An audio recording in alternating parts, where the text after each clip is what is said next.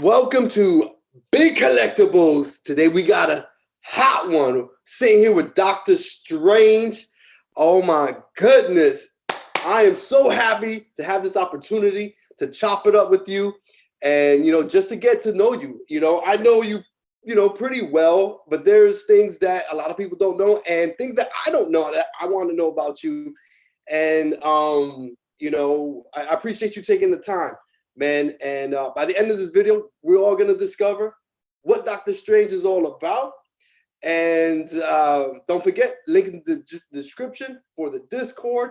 We're in there chopping it up. Big shout out. Speaking of the Discord, Creed, Ant, John G, Suzerpi, Mike B, Alpha Omega, NEGA, Kai, Re-Up NFT, Sam Zimmon, all of y'all, good looking out. A matter of fact, Re-Up NFT, Mike, you guys were coming through today with all the information with what was going on with the Discord, Veve's Discord, and listen in, and then you were listening, and then letting us know what was popping off. So I appreciate that. So if you like free stuff, stick around, drop a follow, and you're bound to get something free, man. We're constantly giving things away on the channel, but you got to be a member on the Discord because oftentimes you have to answer the trivia question in the Discord. So Strange, talk to me, man. Everything good? Man, everything is everything. Everything is everything. Yo, I'm digging the Islanders. I'm rocking the Giants representing. I see you. Your jersey is crazy. Yo, I'm really jealous, man. The LT? Oh, thank you, bro. The LT is crazy though, man. That's my dude. Like, Lawrence Taylor was a beast.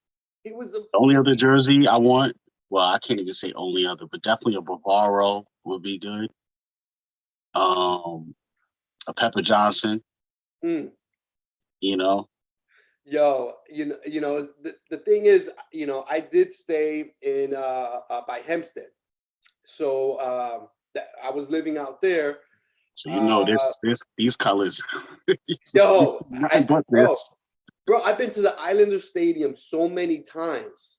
You know what I'm saying? I never went for, no, I take that back. I think I went once for a game, but I went for like always different events they had going on and whatnot. Yeah. So I did a show there actually, man. Oh man, you know what? Let's get into it. Let's get into the interview, and then we're gonna get into all of that. Okay, so I want to start from the very beginning.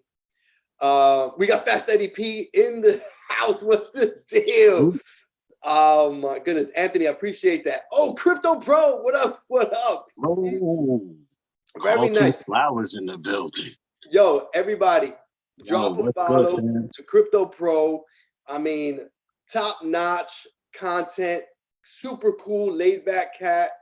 Definitely drop him a follow. Hopefully, you know what? If we get an opportunity, maybe we can have a chance to talk to Crypto Pro one day. Maybe, we gotta see what happens. You know what I'm saying? Sure.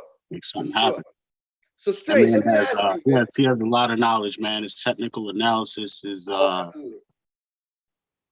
really don't see a lot of YouTubers get in and out, show you what you need to see, hear, make your own decisions. The way he does it is crazy, man. I mean, he's breaking down the Captain America buys. He's talking about scooping things up where people are ignoring that part of the marketplace. And that type of value breaks, it turns into money. It's revenue. When you consume that content, and he's like, look, people are ignoring this. I scooped up, 10 of these or whatever it is. And it's like, yo, it's true. The Mr. Fantastic, he scooped up for mad cheap. The Captain America, he scooped up for mad cheap. And it's like, yeah, man, I forgot about a lot of those NFTs on Veve. And it's like, yeah, I scooped up 10 and look where they're at now. And they're going to just keep going up. I'm like, yeah, man. And that's what, before we started the live, that's what I was telling you. I was like, yo, man, I need to start looking at these areas because everybody's focused on all these new drops. And I'm like, yo, I want to focus on some things that people may not be paying attention to. Exactly, man. Right now is the time. right now is the time. You know how that goes, you know. So I'm Mhm. telling all my peoples that I've turned on to the app and I'm helping out. You know, they're seeing prices dipping already and they're like, should I pull the trigger on this now? And I'm like, I know that's the number I told you were looking for last week, but nah, wait till this time next week. Wait till you see what the number says then. People are gonna be, you know I what I'm saying? know. I know. I'm scared to even talk about what I really want to buy because then, you know, I don't want somebody to, Exactly. Yeah, don't do yeah, it. you snipe my stuff. I'll let you know after I bought it. Maybe in the Yeah. Discord, I'll let you know. Link in the description. Link in the description. Oh man, no man, that's water, man. That's water, Anthony. I start talking, I get all dry, man. Yeah, So man. so Strange. Yo, You know what? Let's talk. Let's go way back. Where are your grandparents from? Where were they born? Let's start there, man. oh man, you trying to go I into want to go back. I want to go back. uh man, that's the thing with my family, man, is it's a little disjointed more than most, you know what I'm saying? But you know, my family is native to America, bro. You know, when I was growing up, I never heard any. I did hear on my grandmother's side, of her grandmother, being involved in slavery and all of that. But Mm, you know, I really questioned even my school education involving that because like I have land in Virginia and I'm talking about acres upon acres to where my grandmother said, you know, if we work it properly, none of us should even be working. And obviously it wasn't worked out properly because I'm working and everybody in my family's working. So we didn't manage the situation right. But at the end of the day, me and my parents used to go down to that land once a year. It would be a big thing with all my uncles and different family members getting all this money together to pay for the property taxes. They would chop down a certain amount of wood of acreage to help pay for stuff. Um, and basically, what I was told was the land was split 50-50 between the slave owner's son and, you know, my ancestors, you know what I'm saying? Great greats. So that made me question, like, yo, slavery is what they said it was. Why would someone give their slave the same amount of land they're giving their own physical child?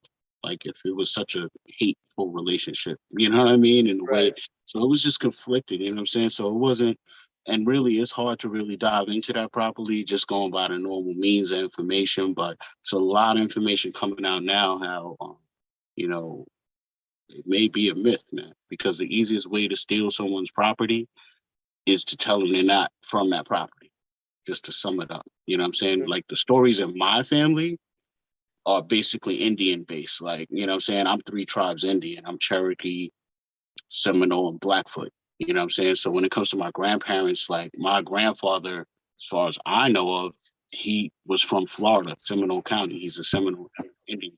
He moved to New York, started his own business. You know what I'm saying? He independent person, you know what I'm saying? But he had them ways, yo. You know what I'm saying? My mom told me there was times when he would get a random call and have to leave to Florida for like a couple days.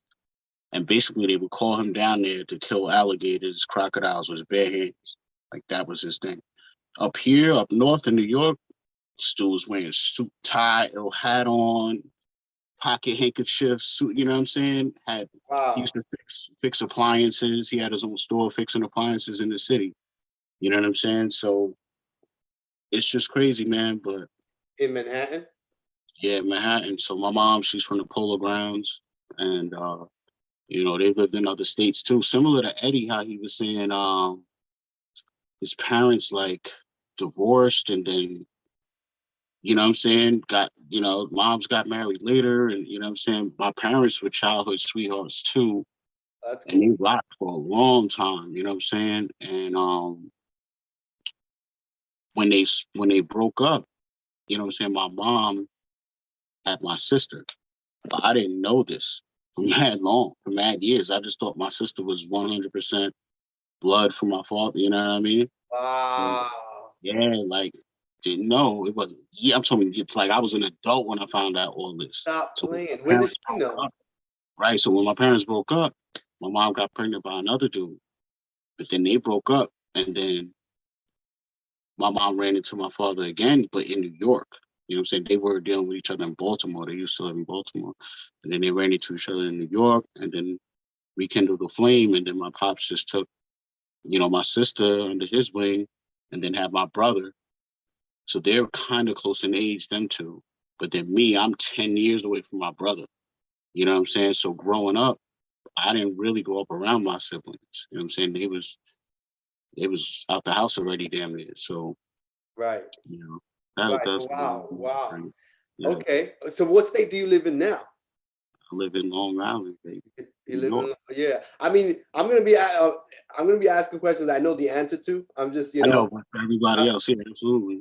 So so yeah, yeah. I've been around. As you know, I've been around. I live not too far from where you are. You And need you to live come back to Florida. what? You need to come back to Florida, Yeah, one day, man. I man. got I love it. I I love still it. got unfinished business up here. No, I feel you. So, Musically, I definitely got some unfinished business. going back to when you were growing up, what kind of toys did you play with? What were your favorite toys? Favorite would have to be G.I. Joe's.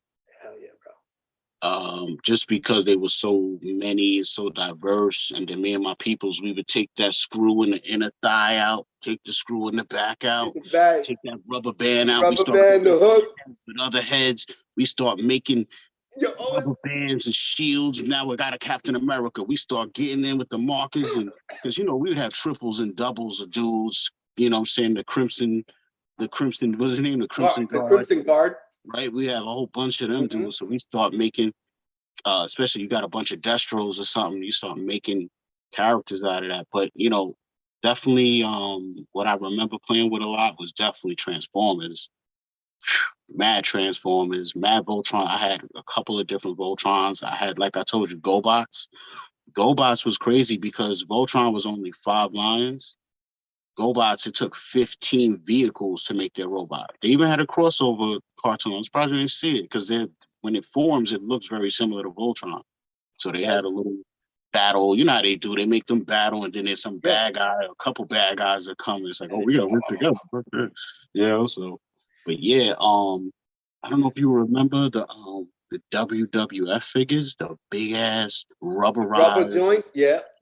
with the ring, and then they had us buying the ring. That commercial, man, was infectious, man. They used to get us with them commercials, bro. Oh hell yeah, You man. remember? You remember when Bigfoot came out? Because Bigfoot was big. The monster truck. You remember the Hell monster truck? yeah. Hell Bro, yeah. that Of was course. it was Christmas for me, bro.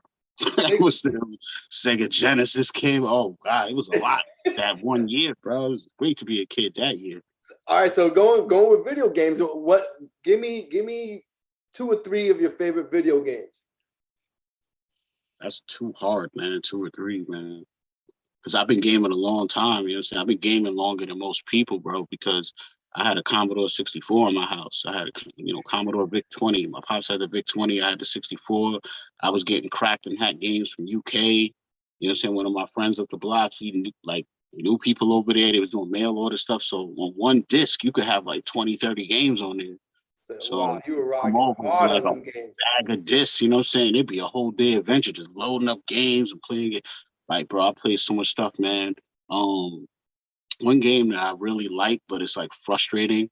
So like I would never play it, but Dungeons and not Dungeons and Dragons. Is it Dungeons and Dragons? I think Dragon's it's Lair.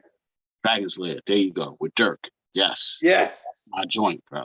bro. You That was had to crazy. like memorize, like, Exactly. Which way bro. to go? You know what I'm saying? Then your timing. Don't let don't be playing in arcade and the control be janky because then you like, yo, I hit it but it didn't do nothing. Like you gotta break it down. Like, what's your favorite arcade games? Because these people don't know. Like it was a whole element of life going to the arcade with your little Oh hell yeah. quarter. You know what I'm saying? You gotta line your quarter up like nigga, I'm next. You know what I'm saying? You put your quarter on the glass, like, yo, I'm next.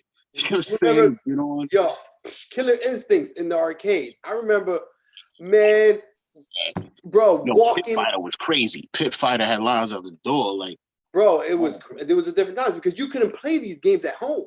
You know what I'm saying? There's not none of this playing these games at home. Right, you're right. That's what it was. You had to go down to play the Yeah, game. you had to walk to the pizzeria or whatever, wherever they had it at, and you had to go. That's it.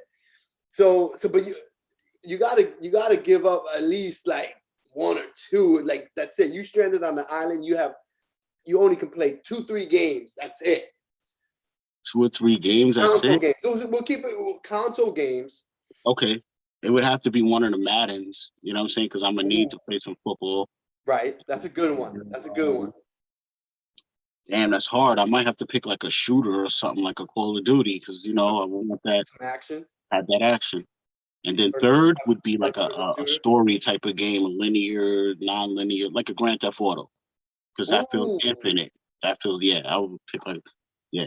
I like the strategy because you pick something to keep you entertained for whatever mood you in. I like that. I'm digging that. All right.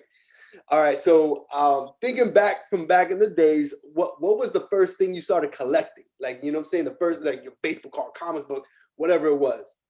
It was comics and the G.I. Joes because I had a specific sets of G.I. Joes that I, like you, never took out the wrapper. And then Right. the ones that I did take out and was going to play with, I used to cut out the file card on the back. So I used to save Yes. file cards. Then I had the ones in the box still. I had ones that was out the box in pristine condition. And then I had the ones that we would beat up, you know, and play with like that. You know what I'm saying? So I would definitely say comics, though. Comics was the main thing, man. Since a young age, I used to go to that stationery store, like you said. I would get my game on real quick, play some Mike Tyson Punch Out. You know what I'm saying? Oh, The one where you the green see-through dude. Like yes, you that's don't the arcade joint. Yeah. yeah, that one, right. Right. I play that and then I hit the rack. You know what I'm saying? The spin rack with the comics. And even as a kid, I would be picky, bro. Sometimes I'll miss out on certain comics just because they would touch too much. And I would see like that little spine crease, you know, they call it a Oh wow, spine I grew crease up now, on but it. yo, I was not playing around. So my first, you know, batch of comics, it was just whatever, just trying to keep them right. And then eventually I found a comic book store up the block from my house. Like once I got to the age where I was allowed to ride my bike off the block and creep away, I was like, there's a comic book store right here. So me and my boys started going over there. Then we started getting bags and boards and really getting on it. But I mean, bro, we was eight, 9, you know, like Yeah. of that age where you could just be on a bike and allowed to leave your block. You know what I mean? So That's funny yeah, because times have changed. I know when I was that young, I walked, take the public bus, all that, from right? third grade or what. Latchkey kids, they called us latchkey Yeah, kids. yeah. But bro, I wouldn't let my 8-year-old do any of that. But all right, so And how did cards you though, get? real quick, definitely cards. Don't get me wrong. I don't want to leave out cards. I was into cards, you know what I'm saying? But I wasn't into it to the point where I'm like seeking out dudes that played before me. And I was a kid, you know what I'm saying? So we at that exact time is when the junk era was popping. So I would go anywhere and be able to get a pack of NBA hoops, whatever. Once it started getting into the skybox and you got to go to a specific spot to get cards and all that, that's when I kind of fell off because it wasn't, I was like, where'd they go? Oh, well, I don't know where they are. You know what I'm saying? Right, And right. where I was, it wasn't a lot of hobby shops and card shops. So I didn't even realize it was like comics. Like comics started diverting too. You got to go to a comic shop just to get comics, you know, like Yep, you don't I see the remember. stuff around. I remember. So how would you get the paper to pay for this? Was your pops to hit you off, or would you cut grass or shovel snow? Well, I started working at the first available age you're allowed to work at 14. I had working papers. Yeah, I did the same thing. Yeah, I started with a paper route. I was inspired by my boy Century. And yeah, man, that was kind of short lived though. But yeah, before that, just growing up in general, man, I had to, do mad housework. Um, and I'm glad that I did that because now, like, doing anything is like, whatever. You just got to do it. You've done it a million times, no big deal. But yeah, I went to my parents like, yo, I need an allowance, yo. And they was just like, what is that? Like, what you talking about? So, you know what I'm saying? I was like, already I had to do certain things every day anyway. Definitely had certain things to do on the weekends, you know, and it sucked because it's like if you cutting your grass and doing yard work with your pops on a Saturday, that's a Saturday. That sucks. But then if you pick Sunday, that's football day. It could be all types of other stuff going on. Dudes is going to the ballpark. Like it's all like there's no good day to be doing yard work. So it was Nah, like man. you just learn like, yo, I want to make this bread. I gotta figure it out, you know. So that's what I did at a young age. I was doing extra stuff around my house, getting a little allowance that way until I was able to pick up a job. But you know, I was Yeah. doing a couple little other nefarious things. Yeah. So what was your first car? The first car you owned? My first car was a Honda CRX. Nice. Yeah, yeah. Nice. Nice. All right. I wanted So that 'cause, you know, back what then, you color? know, What color? it was the baby blue one, like the baby blue, ice Hey, blue color. Yeah, how old were you when you got that? I was 15. Damn, bro, you was man, you was Yeah, it was, woo, you was bro. killing it. It was, yeah, it was. You were killing it. I was one of the first in my neighborhood, as far as like in my age, to Yeah, be, you know, driving and all of that. But it you're was a that two young. seater. But it was a two seater. You know what I'm saying? But it had like the little fake seat in the back, kind of like you can fit two dudes in the Yo, back. You know what I'm you saying? just needed a seat for Shorty, and that's it, man. That's it. That's all it You is. don't need room for anyone else, man. You can Exactly, walk. yo. That's how I was riding. That's why I got a two-door now, two-seater now, bro. That's man, man, bump that. All right, so all right, cartoons. I know we've spoken about cartoons. You know, what are the three cartoons you would like to watch when you were a kid growing up around that time? Mm. Yeah, we was talking about this before, man. The only way, I mean, of course, like I said, Looney Tunes, because again, let's do it to Stranded on the Island type of Right, thing. right. I gotta pick Looney Tunes because that covers a lot of bases. You get a lot with that. You get, you know what I'm saying? So you got Looney Tunes. I will have to go just in remembrance of like shows I did not miss episodes. Like I can turn it on right now and I'm like, yep, seen that one. It would be the main three: G.I. Joe, Transformers, Voltron, He-Man. Didn't miss them. Okay, okay. What about regular shows? Like uh you know, back in the days, you had Knight Rider, yeah, you know, whatever, Airwolf, MASH, um, 18. Right. Um, what what what what was your favorite show growing up?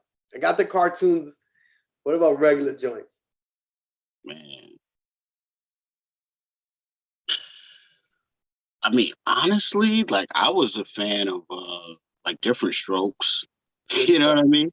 Yeah. Like real shows, you know what I'm saying? Let me think, man. It's too many. It's way I too mean, many. MacGyver. Yeah, MacGyver. Yeah, That's what I'm Quantum saying. Leap. You had those because it was like you had those type of shows. Remember those? Those used to come on like Sunday at night. You know what I'm saying? You be getting ready for school or whatever, like the next day, so you can watch a little Fall Right. Guy or something. You know what I'm saying? Yeah. Those were sitcom, but then you had the other shows like Sanford and Son, Good Times, shows, Cosby Show. You know what I'm saying? All that stuff. So it's hard for me to. I don't know which one, and then Man, whatever you. Because you it's know the '90s. As soon as you say the '90s, Martin and Living Color shut it down. oh, They forget shut it. it down. So if Martin, you're talking brother man from right, the fifth floor. fifth flow. So it depends. So like, you know, what would all right, so here's a show. Like I used to like to watch a lot of obscure shows that still had good budgets though. Like the Fall Guy, because the Fall Guy had the dude, I think he was a $1 Million Man too. I'm not sure. You know, Airwolf. It was popping. What about I Street loved Hawk? Airwolf. You remember Street Hawk? Because Street Hawk was like the bike version of Knight Rider. Yeah, I remember. It was Airwolf was a helicopter. Right. You know, so they were trying to capitalize on this whole thing. you know? Exactly. It was like a spinoff of another spinoff of Yeah. another, you know what I'm saying? But the most obscure show that I used to watch, I think it only lasted 2 seasons. It was a show called Manimal. You were telling me about this. Yeah. So the dude, I don't know what happened. It kind of got like a Punisher type of story where the dude's family got killed or something like that, killed his wife or something. I don't know what happened. But anyway, some shaman or somebody put something on him where the dude could turn into different animals. So he could turn into an eagle, a tiger, a snake, all these different things. You know what I'm saying? And it had effects way ahead of his time, especially to be on TV. You know what I'm saying? Like the dude was morphing into these animals. You know what I'm saying? Like American Werewolf in London. You remember that movie? Oh yeah, hell yeah. Those Hell effects were way ahead of his time. Like, seeing the dude's hand growing and morphing into an animal's hand, and it was crazy. I want to say that scene in that American Werewolf in London, he says, "You want to see something real scary?" to his friend. And that was man, crazy. bro, I was young. Exactly. Bro, that left an impression on me that I still, when you say that, that's boom, my emotion. Think of that, right? And I think of that scene and the part where they were walking together in the fog. Bro, it's mad scary, bro. That movie is so slept on, bro. A lot of 80s movies are slept on. People think they're seeing stuff, but they don't understand, man. All right, so what about movies then? Let's go with, we spoke about cartoons, shows. What about movies? Let's get 3 movies in there.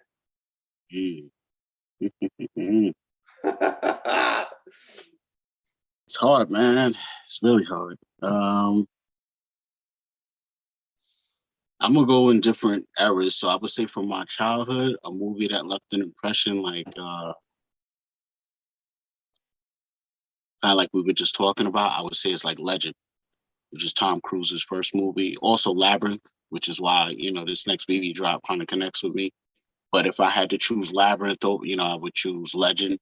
Mad Max was crazy. I mean, the 80s was disgusting, bro. I mean, Predator to Aliens to we had it. They're still using stuff right now from it, like Star Wars, and I mean that's 70 something, but still, like, come on, man, it's too much, And then, you know, I know. I mean, a movie like The Matrix to me, it's telling you so much, you know what I'm saying, in one movie, and you could watch it many times and pick up a lot out of it, you know what I'm saying? Because it has a very topical layer where you could just watch it and you're just, or you could watch it and be like, I don't get it. Or you could watch it and be like, I get everything and more. You know what I'm saying? That's why I like it. Like, I know. I mean, I like Inception. I mean, that movie is a lot of people are confused about it. But yo, drop a like. I gotta get better with that. Drop a like if you're watching this, and also if go ahead, man. If you have any questions that you want me to ask Strange, go ahead, throw it in the comment section. And by the way, Fast Eddie P, I see that you wrote NBA Live. Absolutely. Oh my gosh, I put in some hours in old school NBA Live. You said 95. That might be the one that I was addicted to. No, it was actually after that. It was after that because what else? In Living Color. NBA Live 95 is such a classic, bro. I love using Orlando Magic in that game, man. Shaq, and then Penny and Nick Anderson, man. John G says Poltergeist killed me as a kid. Jump from my yes. Hold on. And also Close Encounters of the Third Kind. Shout out to my pops, R.I.P. That was his movie. That he put me on all of that craziness. You know what I'm saying? That movie was. Yo, for real. Oh, another one from the 90s. Another one real quick from the 90s. Y'all got to see Jacob's Ladder. That movie's crazy. They made a new Flatliners. Yeah. And it came out like a year or two ago or something. Yeah. I thought it was very good. Really? I thought it was good. I got to see it. I didn't see it. You got to see it. I like the original. But you know, I watched with Marty. I watched the new one, and we both were like, "Yo, this was legit. This was good. This was good." I mean, the first one was dope, but you could see where it had a lot of room for improvement if they was to redo it. That was one of those rare movies where the original was good, but it looked like, yo, if they redo this and do it, you know, like some movies look like, you know, just feel like you should never touch this, like just leave it alone, you know. But Right. Right. yeah. So all right. So what all right, do you still own any of your old school toys? Like, you know, anything from back in the days? Um, no, I don't, man. Unfortunately, that short stay, semi short stay I had in Florida, Okay. ended with me back to New York, having my stuff shipped back to New York, and basically, I was a victim of a transportational theft. Which until it happened to me, I had no idea how big of a thing that is, and like nationwide. But it makes sense when you think about it. You know what I'm saying? You're dealing with somebody that's in between places. They're unsettled, vulnerable, you know what I'm saying? And then you have all their stuff, all these valuables. And so what happened? Real quick. Yeah, it's gone. that's It's gone. that's So as quick you as it gets. It's gone, man. So I don't have anything that I had as a child. I lost a lot of stuff in that transportational theft. I had to start all over. And honestly, like, so I moved back to New York in let's say around like 2011, 2012. You know what I'm saying? And lost everything, bro. Mother's ashes, damn. everything was on. Literally everything was All your on it. personal possessions. You All hired a my, you know, company to move your personal belongings from one state to another, and they ghosted you. posted. Yep. I mean, so in '86, when I was in Little League baseball, I played PAL football too, but in Little League, my team, we made it to the championship. Um, and so we had like a big banquet dinner, you know, celebrate. Out of nowhere, freaking Mets came in there, bro. So What? yeah, so I had a baseball, kept it with me throughout mad years and all that. Baseball I had signed by Howard Johnson, Strawberry, Gooden, Carter. All of them were there. They came to our dinner. You know what I'm saying? I had pictures of me, little kid, you know what I'm saying, with all of them, different pictures. All that's going on. Photo albums, And pictures of all my different whips. You know what I'm saying? I'm on my 13th car right now, man. Like, so I started, like I said, at 15. You know what I mean? right, So right. I've had so many different whips. You know, we was doing rims and TVs in the headrests and Ooh. all of that years ago. You know what I'm saying? Years, the 90s. You know what I'm Yeah, I saying? remember. TVs in the headrest was It was hot. nothing. You know what I'm saying? But yeah. So it's, you know, so basically, I was just trying to get my life back on track. You know, the whole reason of coming back really was to you know, do a lot with my music. You know, my bandmates, my friends. You know what I mean? And So, I got to accomplish that. But it was like, as far as putting money into collecting again, it as you would say, it took the wind out of my sails. You know what I mean? And yeah, it was man, you kind were of just like dead in the water, bro. dead in the water, and like I wouldn't even know where to start. Don't get me wrong though. Um, a couple of things I did manage to keep. I have a Frank Gore rookie auto patch card. Um, that I had from back. So basically, I had certain cards and stuff that I managed to put in a safe. So like whatever was small, like a safe, you know what I'm saying, I kept on me. I didn't put that on the truck.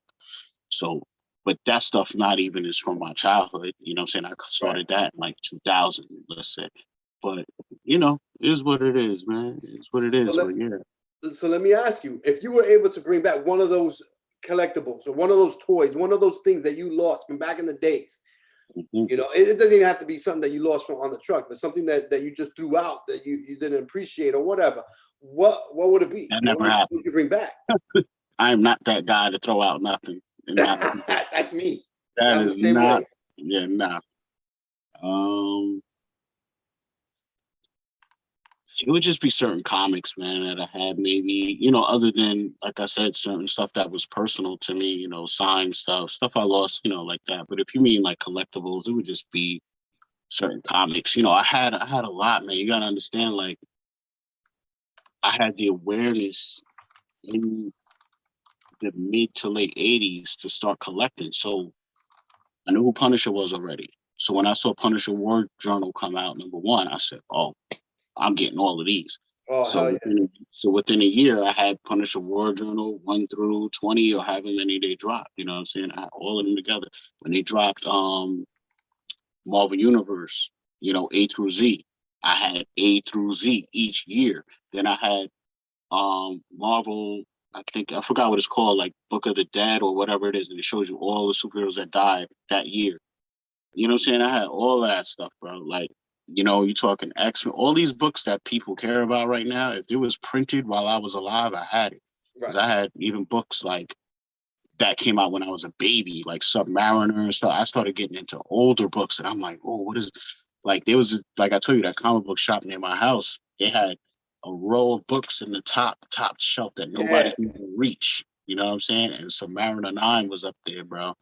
Yo, one day me and my man was like, yo, we're determined to just, like, we were some crazy kids. So we were like, yo, we're determined to get a book, like one of them crazy books if we ever catch them slipping.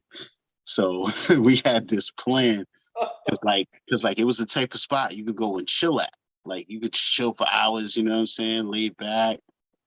Never Ending Story was an ill movie too. Um, so we went up there. So the whole trick was we would bring a whole bunch of our own comics. And over time, we had to build up having vintage comics so that when we was in his spot, we spread them all out and it just looked like, oh, it's, you know what I'm saying, all their stuff. One day we started slipping his stuff in the pile, like, and left. And then we left him a couple of the new comics, like, here, hold that down, yo. There. That's how I got my Submariner #9 printed 10 years before I was even born or whatever it was. Yeah, man, that was Stuffle. yeah, that was, and what's funny is, you know, you would think some little kids that pull something off like that, that would fester into a bigger thing. Like, oh, they pulled that off. Now they're gonna keep stealing, you know. So, and it was like, nope, we were just on a mission. Mission accomplished. It's over. Like, we That's just, funny. That's yep. funny. But yo, all right, Strange. People in the chat, they want to know about your rapping. How did that start? So you know, they're asking questions. So I'm gonna start off with how did you start? What My made bad, you my bad. what made you get started? What made you get started? Um, Wow, my man, English is what horrible. made me get started? Yeah. Survival. I started rhyming out of social survival, the need to, you know, survive, man, not be destroyed, not be laughed out of school, bro. You know what I'm saying? Like, in the era we came up, man, you know, we're rolling off of the era where kids was playing the dozens with each other, you know, hurting a lot of feelings, mama jokes, you Mama know what I'm jokes, saying? not a So mama when you joke. talk in my era, you had that, but basically, not only did you have to be good at snapping, but then when you were at the lunch table, there was dudes that was good at snapping on you, dissing your outfit, dissing whatever, but through rapping. So it was like, this is, you're talking the 80s. So I mean, rap was, you know, rappers at that time were at such a high level, like Rakim, EPMD, all these people, that it was just like, how the hell am I supposed to, you know what I'm saying, do that? So basically, one of my friends, his name was Mike James, he was considered like a dope rapper, you know what I'm saying? So one day I was in the bathroom, you know what I'm saying? And then he walked in the bathroom or whatever. So I was like, now, oh, so the back of the story, there's this one kid in particular that I used to, you know, get into it with, cracking jokes at the table. And then one day he dissed me with a rap, and I just was not, I couldn't even compete with it. You know what I'm saying? So I was like, damn, how am I gonna? So boom, I go to the bathroom, I run into my boy. I'm like, yo, I need you to write me a rap. That's the only way I'm gonna beat this dude tomorrow, right? So he's like, God, I got you. So he lived close to my house. So I met up with him after school. He gives me this piece of paper. I go home, foil the paper, I'm reading it, and I'm trying to like get it down. And like, I'm like, do I memorize it? Like, I don't know. And then like, it didn't feel like my own words. So I just said, nah, I can't even do this. So I went to school the next day, got lit up again, the lunch table. And then I just went home, and started writing. You know what I'm Oh, saying? And then, you went to work. yeah, I went to work, and then from there, my best friend, and at in this time, poetry was popping still, lyricism, all these things. My friend came, and then we're in school and stuff. So it was like, you might be in English class, they might want you to write a poem, or you're studying Edgar Allan Poe or something, What I mean? So my friend wrote a really expansive, mind-bending verse, man. And this is when De La Soul first came out. So if you remember De La Soul, older heads, you know how different they are. And again, they're from Long Island too. So like, and they're not far from me at all. They're from Amityville. You know what I'm saying? So um for us, it just showed it these type of different MCs being out at the time, if you sounded anything like another rapper, you'd be called a biter and you'd be laughed out of existence. You couldn't Right. even use a bar that someone else used. You couldn't use a flow. You couldn't use your own name. How people say, "Oh, I'm little this, little that." Nah, right there, the second little would be excluded. Like you would get no burn because your name has just anything. Maybe some people got a pass because you remember old school people had the name Ski, Love, Mm-hmm. so it had Mm-hmm. some Mm-hmm. era, but after that, you had to be original, like, you know what I'm saying? And that's the era I came up in. So that's how Man, that's that's funny. You said biter, man. I haven't heard that in such a biter. long time, Use man. a biter. Use the You know what I'm biter. saying? Oh Big my my God, I raps, love it. big That's my why raps.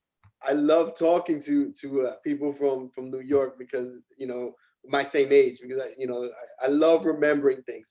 All right, so when was the first time you actually, because you talked about going to work, getting started writing. When did you actually spit in public? Like bam, you hit them.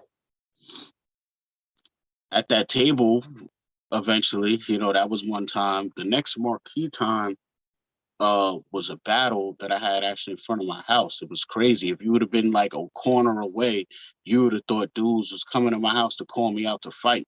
You know what I'm saying? But basically, I had a rap name that like I didn't fully come up with, and even Dokta Strange, as cliche and popular as it is now, I had this name since the 90s. And it was chosen because if you're a comic book reader, you know that Doctor Strange was super powerful, but he was one of the lesser known characters. Like nobody gave a shit about no Doctor Strange comic. Nobody cared, and that defined me. I'm the dude, the quiet dude in the background, but you get me going and the whole show might be over. Right. I like that. So, So that name, it was kind of given to me too, because as my style started evolving, people were just like, yo, like some people they'll write, you know what I'm saying? And anybody that'll be around me knows my process. It's like I'll write a rhyme, yeah, but I construct my stuff a lot of the times. It's different bars from different places. Sometimes I sit down and write the whole thing, but regardless of what happens, I always go back over the verse. And most people don't do that. The most they try and do is they'll go over it, memorize it, maybe tweak some. Me, I go back over it all, rework the whole thing. So people are like, damn, you like mass surgical. You know what I'm saying? yeah, Like, you like, and then when it's go time, I'm very precise. You know what I mean? Like I'm on point. that And that is that's you a know, personality trait I have picked up on you. You're I very appreciate it. very like a surgeon, very like da da da da da. You But know, then at the same time, me, I come with all of these strange, weird concepts and ideas and thoughts, so with us being into comics at the time, as a crew, we used to always play this game where it was like, who would you be? So back in the '80s, before we were rapping, we'd be like, all right, GI Joes, who are you? And I'd be like, oh, I'm Roadblock.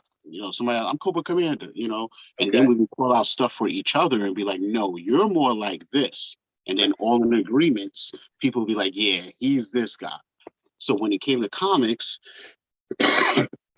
pardon, and Marvel, people would be like, who, you were a character, who is this guy?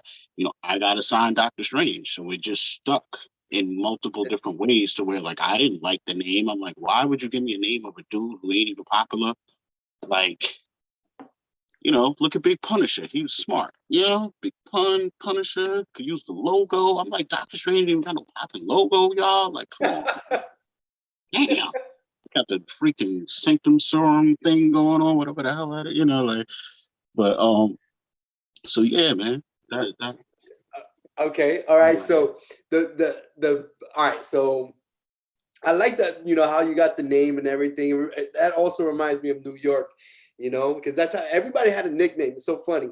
Right. So the hardest part of actually creating a rhyme or a actual rap, me, I don't know the first thing when it comes to that. What's the hardest part about it? Like, what I'm saying? Like, what if I was telling you, like, yo, I want to go ahead and start into this, what would you warn me about, I guess? Hmm. Man, that could branch off into so many questions because I would have to ask, I would have to know about your background. Like, did you just start rapping yesterday? Where's all of this coming from? Like, Right, what right. are you trying to do? There's What just are so the much goal? that's just too deep. That's just, yeah. It's so deep. It's way too much of a rabbit hole. Like, I don't know. I wouldn't even know. I'm almost tempted to ask you to ask me the question again because I don't even know. Once you start going on that rap, I get lost. So let's just say, hypothetical. Yeah. I've been rapping uh, for 2 years. Mhm.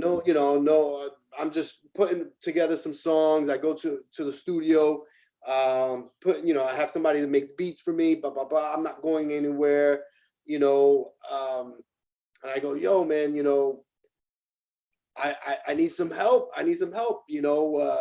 What I don't know where do you what's my next step needing to be. Where would you tell them to start? Like me, I don't know anything about the first thing to, where to even go. Well, So again, everyone's starting point is different. So again, if someone is just like, if you have two people and they're both like, yo, I rap and I'm nice, where do I go? If I just start spurting off, where do you go? One person could be like, yo, everything you said for the last 5 minutes, I already been doing. I already got that right, popping. So right, it depends on where you are and what you want. Like, is your goal to see um, your project in a certain place, and then to you that means success? To some people, it being able to pull up on iTunes is success enough. To other people, so too. or to that same person, after they accomplish that and they're coming out with their next thing, just being on iTunes means nothing. Now it's about how much sales did I get. So Right, it's levels to everything. You know what I'm saying? I And got you. you're in such a different space now that it's like you asked me this question 15 years ago when labels are relevant and everyone's trying to impress them, but I'm still independent. I'm gonna answer it in a way that's like may not suit some people, you know what I'm saying? Right, Because they would be like, "Oh, you telling me to do something that's not gonna get me nowhere." But to me, that's somewhere because I'm still gonna own all my music. But I may not be known by a million people, but I might be known by 3,000 people. So if I right, sell something for 10,000, I mean for $10 and 3,000 people buy it, that's more of my money than the way certain deals are structured. Like I've gotten friends sit downs with labels. Like I have connections. That's not a problem. But when people are like, why don't you take advantage of them? It's because that's not the situation I want for me. Like I started rapping at a young age when there were no kids rapping. It was not normal. You know what I'm saying? So like I was alluding to before, you know what I'm saying? I had, 1 foot in the streets at a young age. I didn't really get into that. You know what I'm saying? The game is to be sold and not told. But at the end of the day, you know what I'm saying? I had to get a job and do certain things so that if I come home with some new Jordans on or something like that, my parents are like, well, I didn't buy that. Where did that come from? So yeah, I had to do that. But I had a lot of support by my parents. They were very involved with what I was doing at the same time and supportive, even though hip hop itself was something fresh and new and there were no other kids doing it. It's like, well, what do you? So again, what is your content going to be? Because right after me, you had people like Little Vicious, Shaheem, different little kids, crisscross and all. But even look at them; they kept them in kiddie spaces. Me, I wasn't a kid. I was old enough to be in the streets, but most people wouldn't let their kids out in the streets doing what I was, you know what I mean? So it's like, right. and then I was raised like I really don't get into a lot with my family because I can't, you know what I'm saying? My family has a very deep rooted past. So I'll just say that, you know what I'm saying? Um, but especially in New York, you know what I mean? But I was just always told to keep, what you do separated from what you display publicly, so to speak. So hip hop itself became like a hallmark and a poster for things that most cultures keep discreet. Italians don't display the fact that they had a mob and mafia and a whole underworld. It's why it's called the criminal underworld. The Irish mob, the Jewish mob, all mob, you know what I'm saying? All of this stuff, all organized crime or anything like that. Like it really was never really meant to be glorified and put out there like that, much less No, you gotta keep it glorify up. them and then right and then bounce back into your culture to where it's like, oh well, if you're not doing this, you're nothing, you're nobody. So I grew up in a time where it was like, if you're 12, what are you rapping about? Even if you are selling crap, why would you rap about that? You're 12. Right, yeah, right. You gotta keep that You're not going to rap about cars and jewelry. That wasn't even super popular then, but what are you rapping about? right. So me, I was talking to one of my boys yesterday, like I wasn't all the best in math class. I got by. When it came to writing, historical stuff, science class, all that, I was good to go. So when it came to writing and all that, that was my thing. So I always had an expansive vocabulary. So instead of, cursing, I couldn't curse because my parents was always hearing my raps. You know what I'm saying? They're always hearing whatever. So I couldn't curse. So I replaced curse words with other words, other forms of expressions.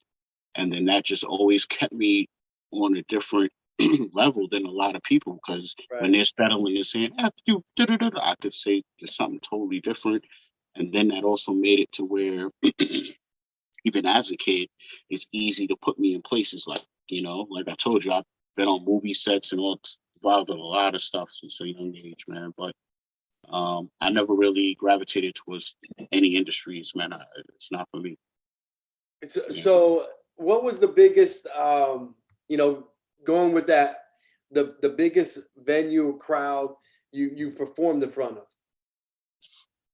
Definitely Nassau Coliseum. I did that with my boy. At the time, his name was Intense, N-T-N-S-E, also known as Blue Water. This dude was amazing, man. Yeah, he's on. He almost was on Grand Theft Auto, the first one, Grand Theft Auto 3. We running around Liberty City. Um, right before the game came out, he signed a deal with a label called Game Records. At the time, the artist signed the Game Records was 50 Cent, DJ Who Kid, Eminem, Thurston Howell III, Aguilar, Royce the 5'9", a lot of people. You know what I'm saying? A lot of people. People who basically couldn't get full album deals but had hot singles that they wanted to put out. They would sign a deal with Game because Game had great distribution. They had great covers. And then they started branching off into the video game thing. So basically, my boy signed his deal with Game right as they solidified the first soundtrack. So that's why when you get into a car and the first Grand Theft Auto, the radio station says Game FM when you turn to it. That's why it says that. And that's why it's all Game signed artists on that. So they did a deal with Rockstar. And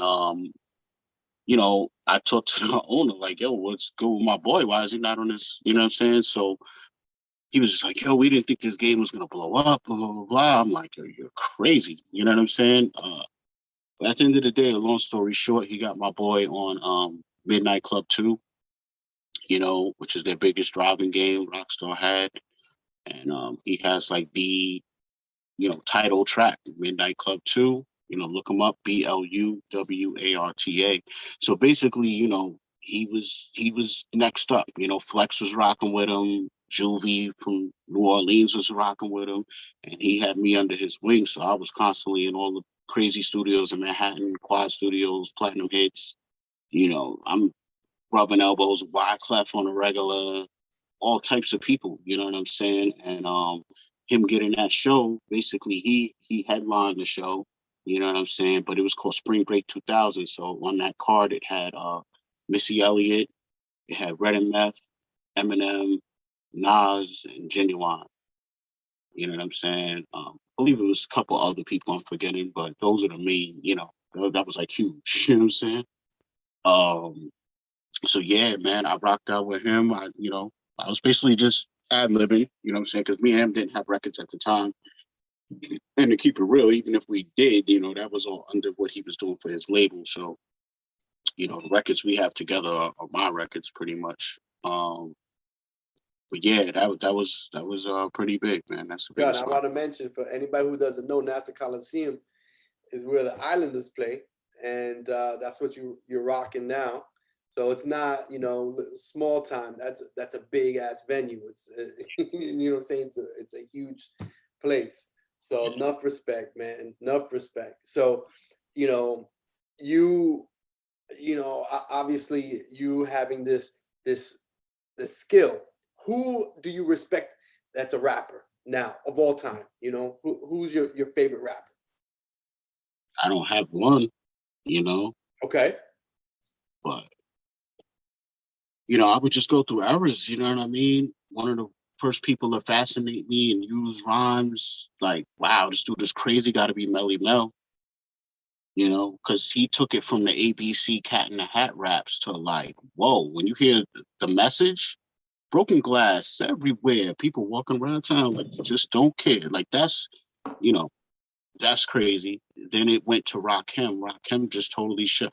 These people that was coming out when I was a kid, not only was I a kid trying to learn the English language myself, but I was heavily like, wow, this is so sick. Dudes is doing poetry on a street level over a beat. So it was like, what the hell? Like, there's no way I'll ever be able to do this. There's no way right now, these dudes this is so simple-minded that anybody, think they can. You can be a rapper. Anybody can be a rapper because the standards is so low. Same thing with the beats. Like back then, you had to really make something out of nothing. Now it's just, oh, you know about this program? Yeah, I'll download it. Oh, you got it? All right, send it to me. Yeah, now I can make beats. Like, no, that's not hip. That's not what this is birthed out of. This is birthed out of nothingness, the ground, the gravel, the dirt. You know what I'm saying? Being creative. When you have nothing around you, it forces you to be creative. How you think we came up with hopscotch and all these games in the hood? People taking a bottle cap and flipping it into a square. You know what I'm saying? Playing basketball with a milk crate stapled to a telephone pole. Oh God, yes. Creativeness, we're born out of nothing, having nothing, flipping on pissy mattresses. You know what I'm saying? In the hood. So okay. So what probably about be answering your question, man. I don't even know what your question was. I forgot. so no. So like like a So rapper, the a more modern rapper.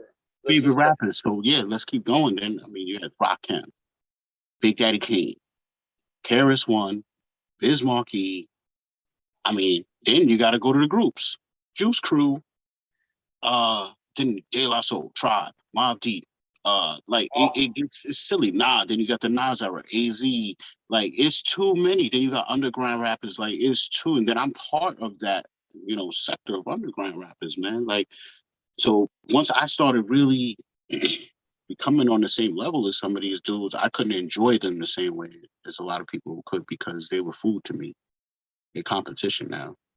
So I have to be, you know what I'm saying? I can't even absorb your raps from the same way as I could them before I started rapping or as a fan, because I'm dissecting you from different standpoints. Like if I have like one thing I learned from KRS was he said no matter who comes out, he always makes a new battle rap for them just in case.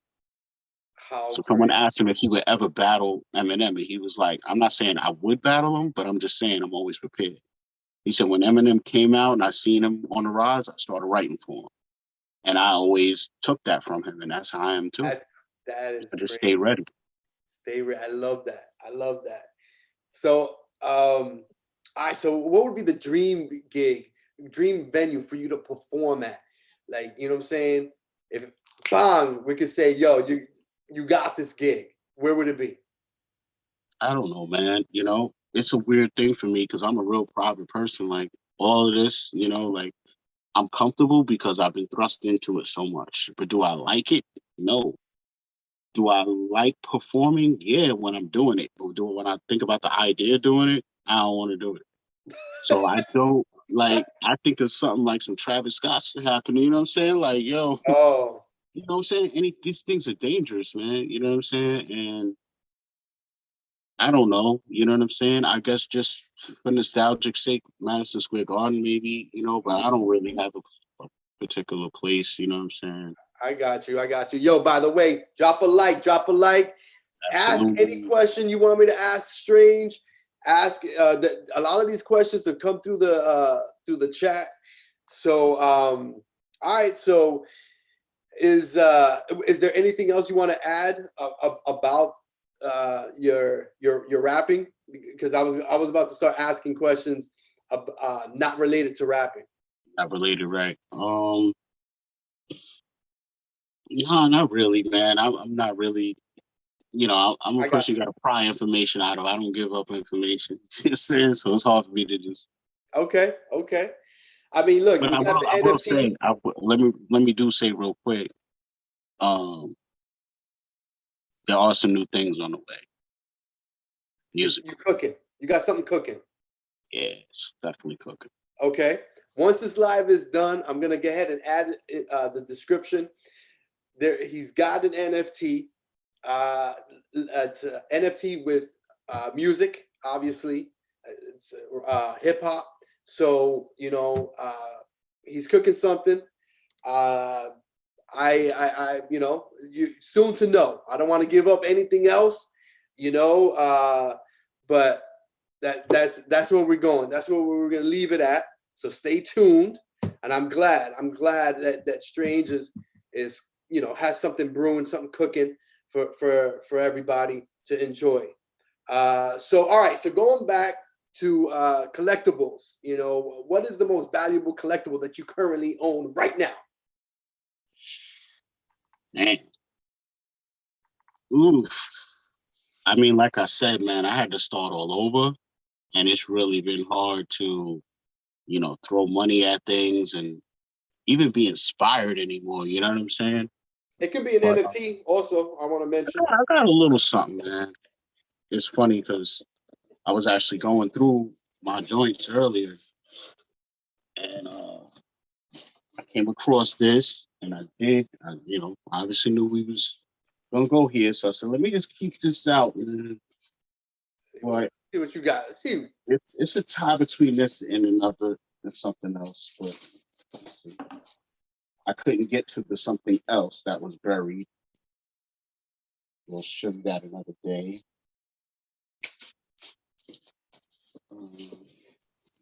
All right.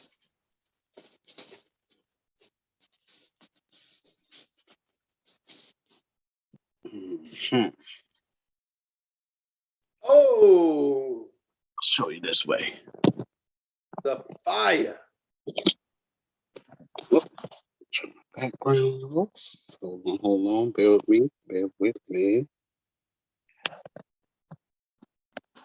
There you go. Black Panther #1. Oh man, that is nice. Very nice. CGC grade. Mm. Very nice.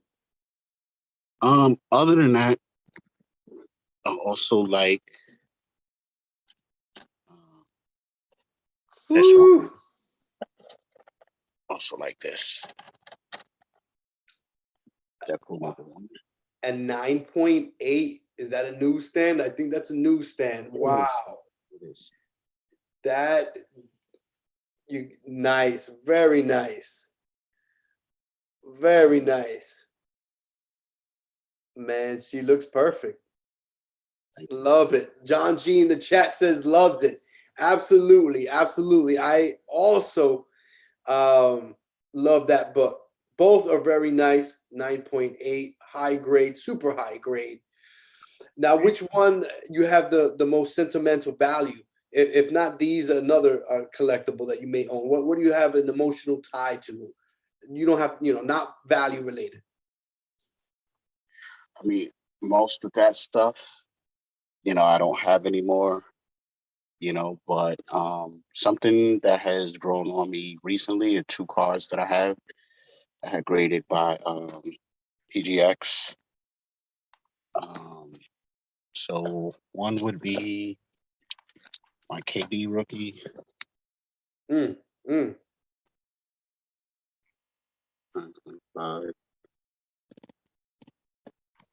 Kevin Durant.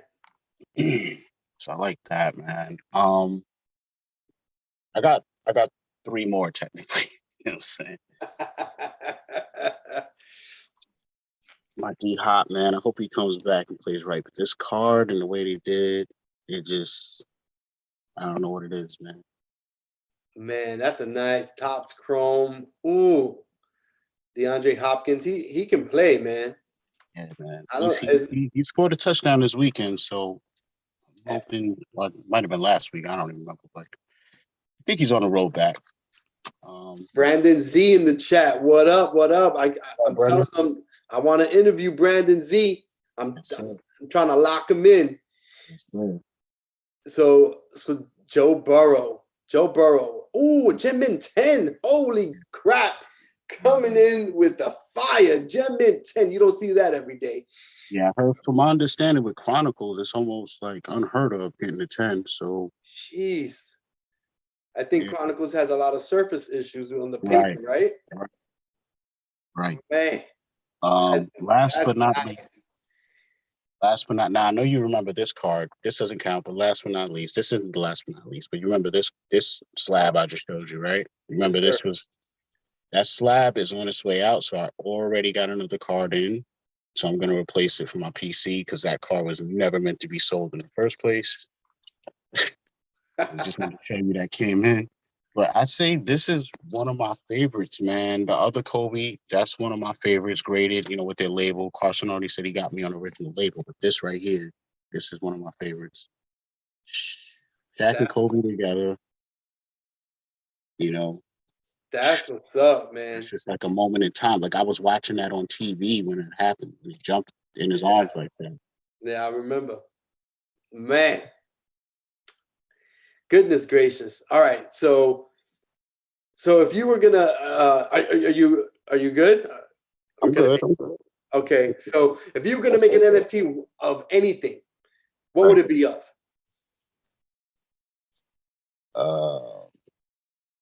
Not my own stuff, you mean? Or because I got a million things lined up right now. I'm about to make an NFT, but I can't really speak on it. Anything. Just whatever. Whatever. If you were gonna make an NFT, whatever you're willing to talk, just mention. I would I'd probably get an NFT photo of like my parents or something crazy. That's because I'm thinking about my house in the metaverse, furnishing this new house, So having them in the digital world would be dope, something like that. Because I'm trying to think of something that's not like a brand, that someone else is going to just make an NFT anyway. You know what I'm saying? But yeah, something like that, I like it. Okay. And so speaking of the metaverse, you just, mentioned it. How do you envision the metaverse? How's it going to be? Like, and of course I'm not talking about right now, but in the future, what do you think we're headed? Well, I don't know, man. We could really go a lot of different directions. It's hard to say. We could really be in a place where we're on the cusp of not even being fully human anymore. You know what I'm saying? We don't know what Pandora's box we're really opening right now because I feel like sometimes they're keeping us thinking about all this stuff when, AI is growing at leaps and bounds too. And we're sitting here worrying about being in a virtual space. So I don't know, but what will the metaverse be like? Yeah. I think it'll, in the beginning, be a bunch of us. It'll be like Nintendo Wii. You know what I mean? It'll be like a bunch of us running around with some corny avatars on certain platforms, and then like a month later, someone will come out with something better, but it'll all work, and it'll all be buildable, but it'll be very simple, Okay. and then eventually they'll have it to where, skins and different stuff, you know what I'm saying? It's capitalism, man. So everybody's gonna milk every little drip drop of the way, even though we could be from 0 to 60 from the start, probably. They're gonna drag it along, you know what I'm saying? Right, It's just like, No, and to me, the way I see Vivi's verse with, especially as having the house and all of that stuff, like we were talking about earlier, they come out and say, oh, we got 2 new brands coming. I've been around a long time on Veve. Like, I heard about them having 150 brands months ago. They don't talk about that, but nobody really even questions how many brands they have. So every time they pop up saying, oh, we got them, it's like a big deal. But I envision, the way I feel right now is Veve has Lowe's, Home Depot, people you're not even thinking about. Why? Because when you have a house, it would make a lot of sense to furnish it with IKEA, wouldn't it? It's a lot of money. They think money. You know what I'm saying? We're thinking just collectibles right now. They're thinking 10 steps ahead of us, if not 30. Like, they're just looking, every time they have to address something that's going on in present time, they're laughing because they know where they really are in real time. Like, you know what I'm saying? I've been there in certain situations with things where people perceive you to be in one place and you're really somewhere totally else. And they're dealing with like old stuff. You're just laughing, like, so outdated. Like, it's weird, man. so all right, so going with this whole collectible theme, what was the best and worst collectible you've ever purchased? Mm.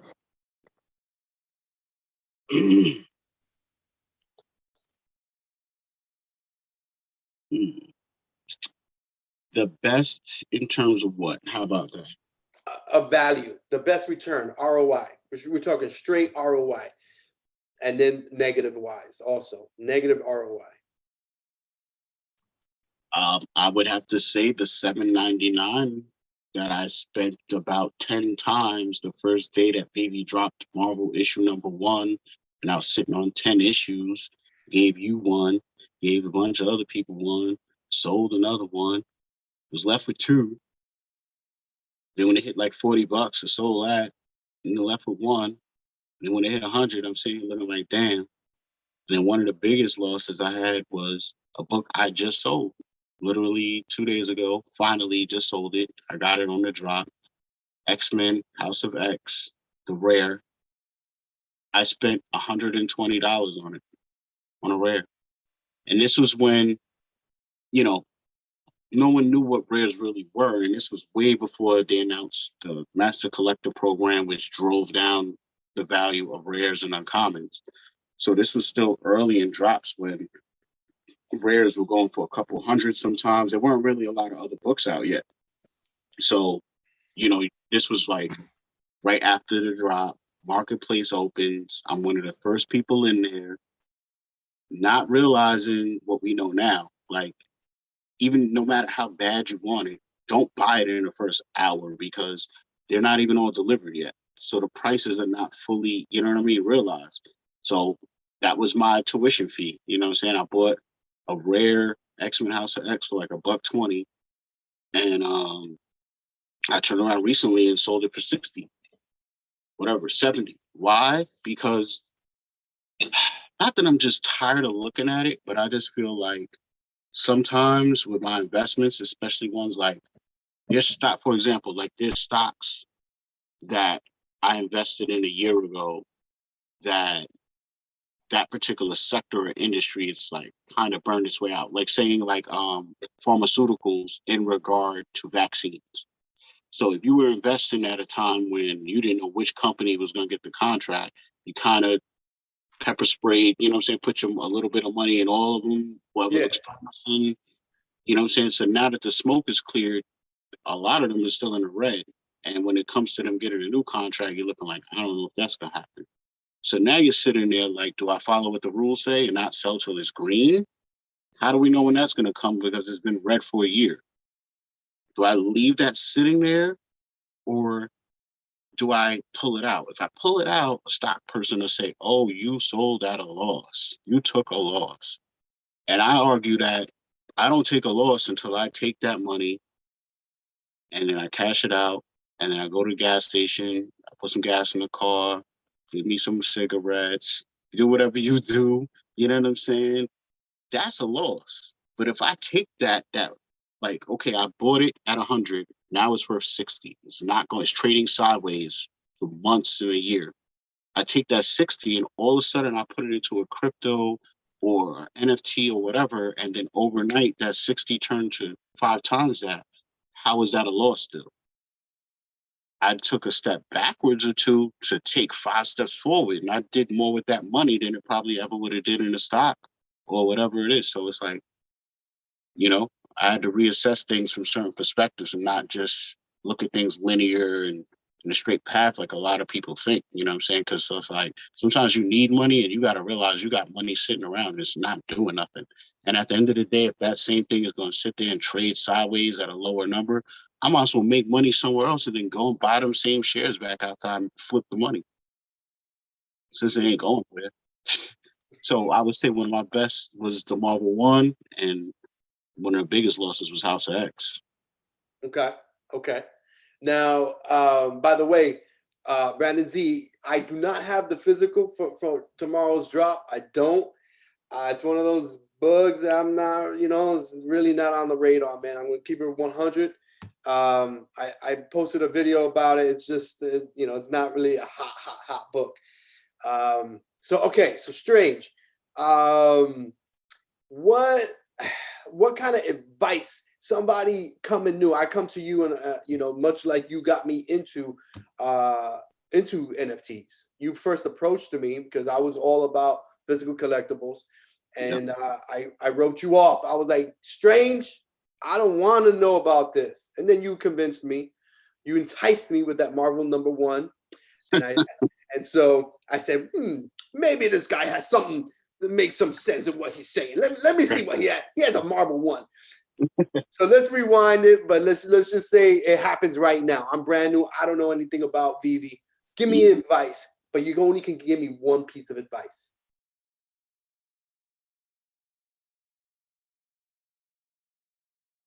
Only one. It's gotta be a banger. The best.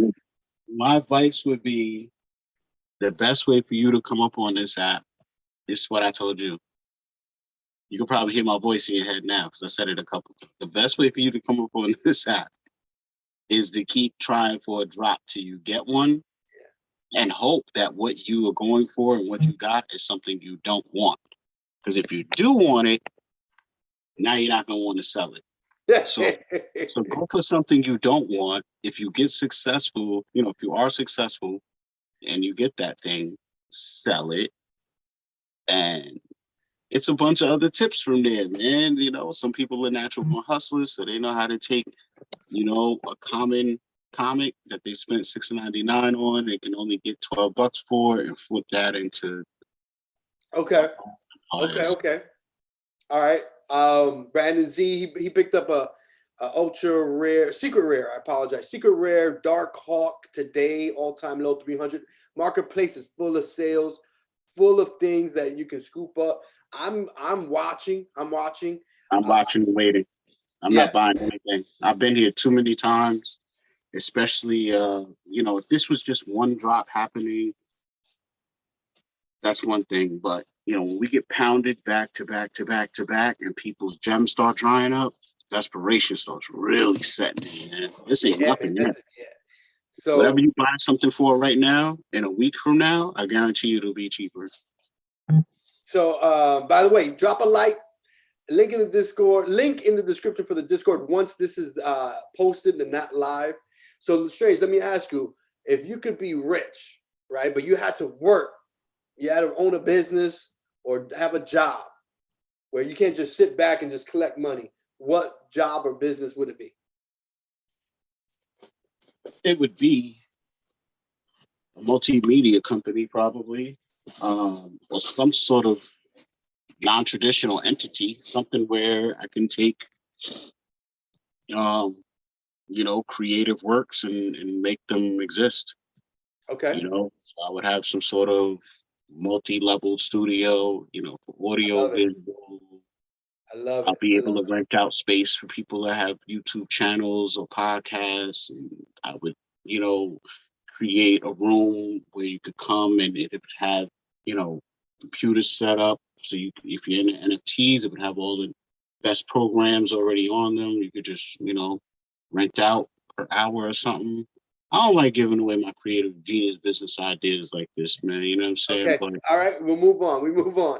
I think of this stuff all day, man. So, all right. So, give me your favorite food. West Indian, like Eddie P, man, all day, man. It's hands down, man. It's ridiculous, man. Give me some oxtails, brother. Some curry chicken, man. Oh my God. Next to that, gotta be like Spanish food. See what I'm saying? I like home cooked, slow cooked food. You know what I'm Yeah, saying? man. I mean, it's so good, man. It You is so. know, I lived with Peruvian people for about 8 years. You know what I'm saying? So I was eating real good. And then, you know, I know how to make, you know, traditional soul food type of meals. I can make Italian food. Like I cook my ass off, man. I've been cooking since probably 8 years old. Oh, so Um, you. Oh, okay. So you see that's something I didn't know about you. So, all right. So, 3 places that you would want to go visit that you haven't been to yet. Egypt, Cairo.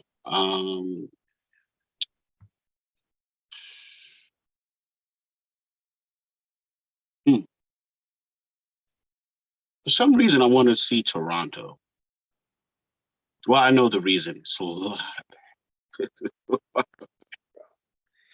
But other, you know, I gotta go when it's not cold. I ain't a fan of the cold. I know I'm in New York, but I'm not a fan of it. Um, Next spot, man, it would have to be Amsterdam, fam. I'm a smoker. Yeah, Amsterdam. I've never been there either. You picked some really nice places. I've been to Toronto. Red light district is around the block too. You didn't hear that from me though. I didn't say that. I don't know where that No, comes. You have a technical difficulty. what? I don't know where that came from. John G put the eyeballs, the bugged out eyeballs in the chat. John be on top. John never misses nothing. Yo, Him and George lots of Omega don't stuff miss to see. nothing. I don't know. He might be. He's saying lots of stuff to see. He may be speaking from experience. I don't even know. But Speak the okay. truth. So going with that.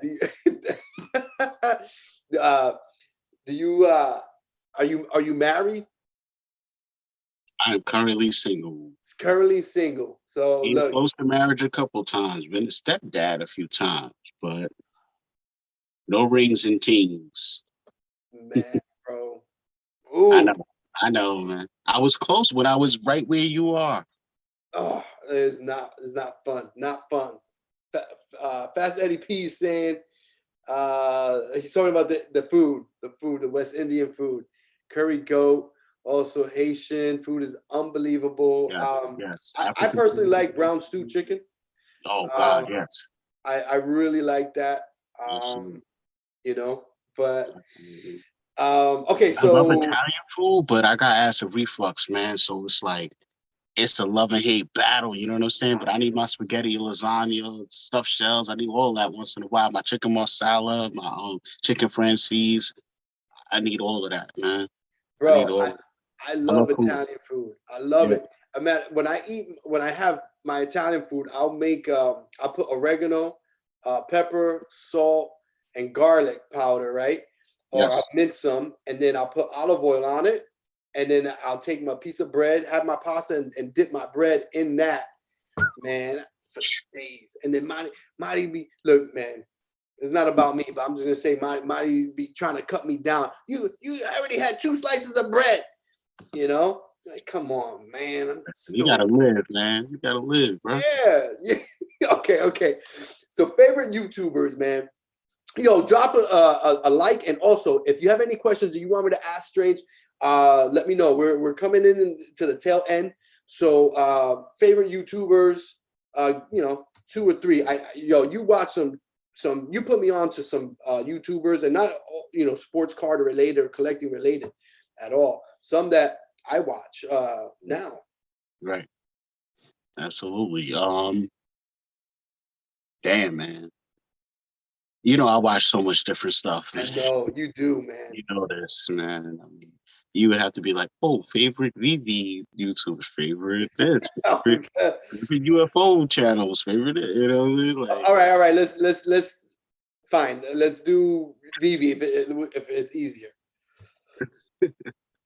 I mean, your channel, man, your channel is one of the first, that I felt a connection to in a long time. Like, I never, you know what I'm saying?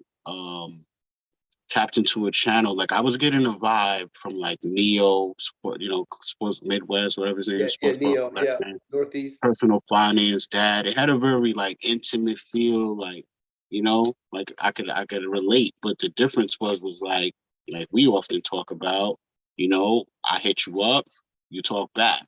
You know what I'm saying? And it was like it just kept going into what it is, you know what I'm saying? But favorites, man, gotta go with the fam Crypto Pro. I gotta go with Butt Thompson, man. That dude definitely kept my spirits going in Veve, you know what I'm saying? Even when prices were down and I didn't know what the hell was going on, you know what I'm saying? Or even just having like a bad day, you know what I'm saying? He's a very like his vibe is just it's very quirky and it's just right up my alley, you know what I'm saying? But he's very on point, man. Like it may not seem like it, but he's very on point. And he makes sure, lets us know like, yo, it's this day. We got this many days through the work week left. Let's power through that. We got it. We got to drop Thursday. Let's get excited. You know what I'm saying? Like he just gets you like, you know what? He's Yeah. right. You know what I'm saying? So like I like him. Crypto Pro, VV Vault, man. That dude, man, if it wasn't for him, bro, like how No. you say if it wasn't for me, bro, if it wasn't for him and the Gale, bro, and then, there's people that I personally know that if it wasn't for them, way back in April when I was on this app, like I would have missed out on a lot, you know what I'm saying? Or I might have given up on the app because of where drop went, the app is crashing and this, that, like so many people got turned off by stuff like that, you know what I'm saying? So I had certain people around me like, nah, trust me, it's worth it, stick with it, da da da da. So it was a combination of real life people, my man Vic, Izzy, a lot of people in my group, kept me going. And then of course YouTubers too, man. I like them young cats, man. VV Vision, man, they are hilarious to me, man. One of them, I don't know if it's Carter or the other one, but every intro he switches up how he comes into the shot, like into the frame. And one time he busted through the door, right? And his bed was close to the door. So he did like a skydive on his bed, and I think he broke the joint. It was like, it was mad hard. Like, Oh my God. they be through all this crazy, so they're like just mad funny and entertaining, man. But it's so many dudes in the community, man, that I rock with, man. Rebel Duck, uh, Own Dog, man. Own Dog's videos is crazy.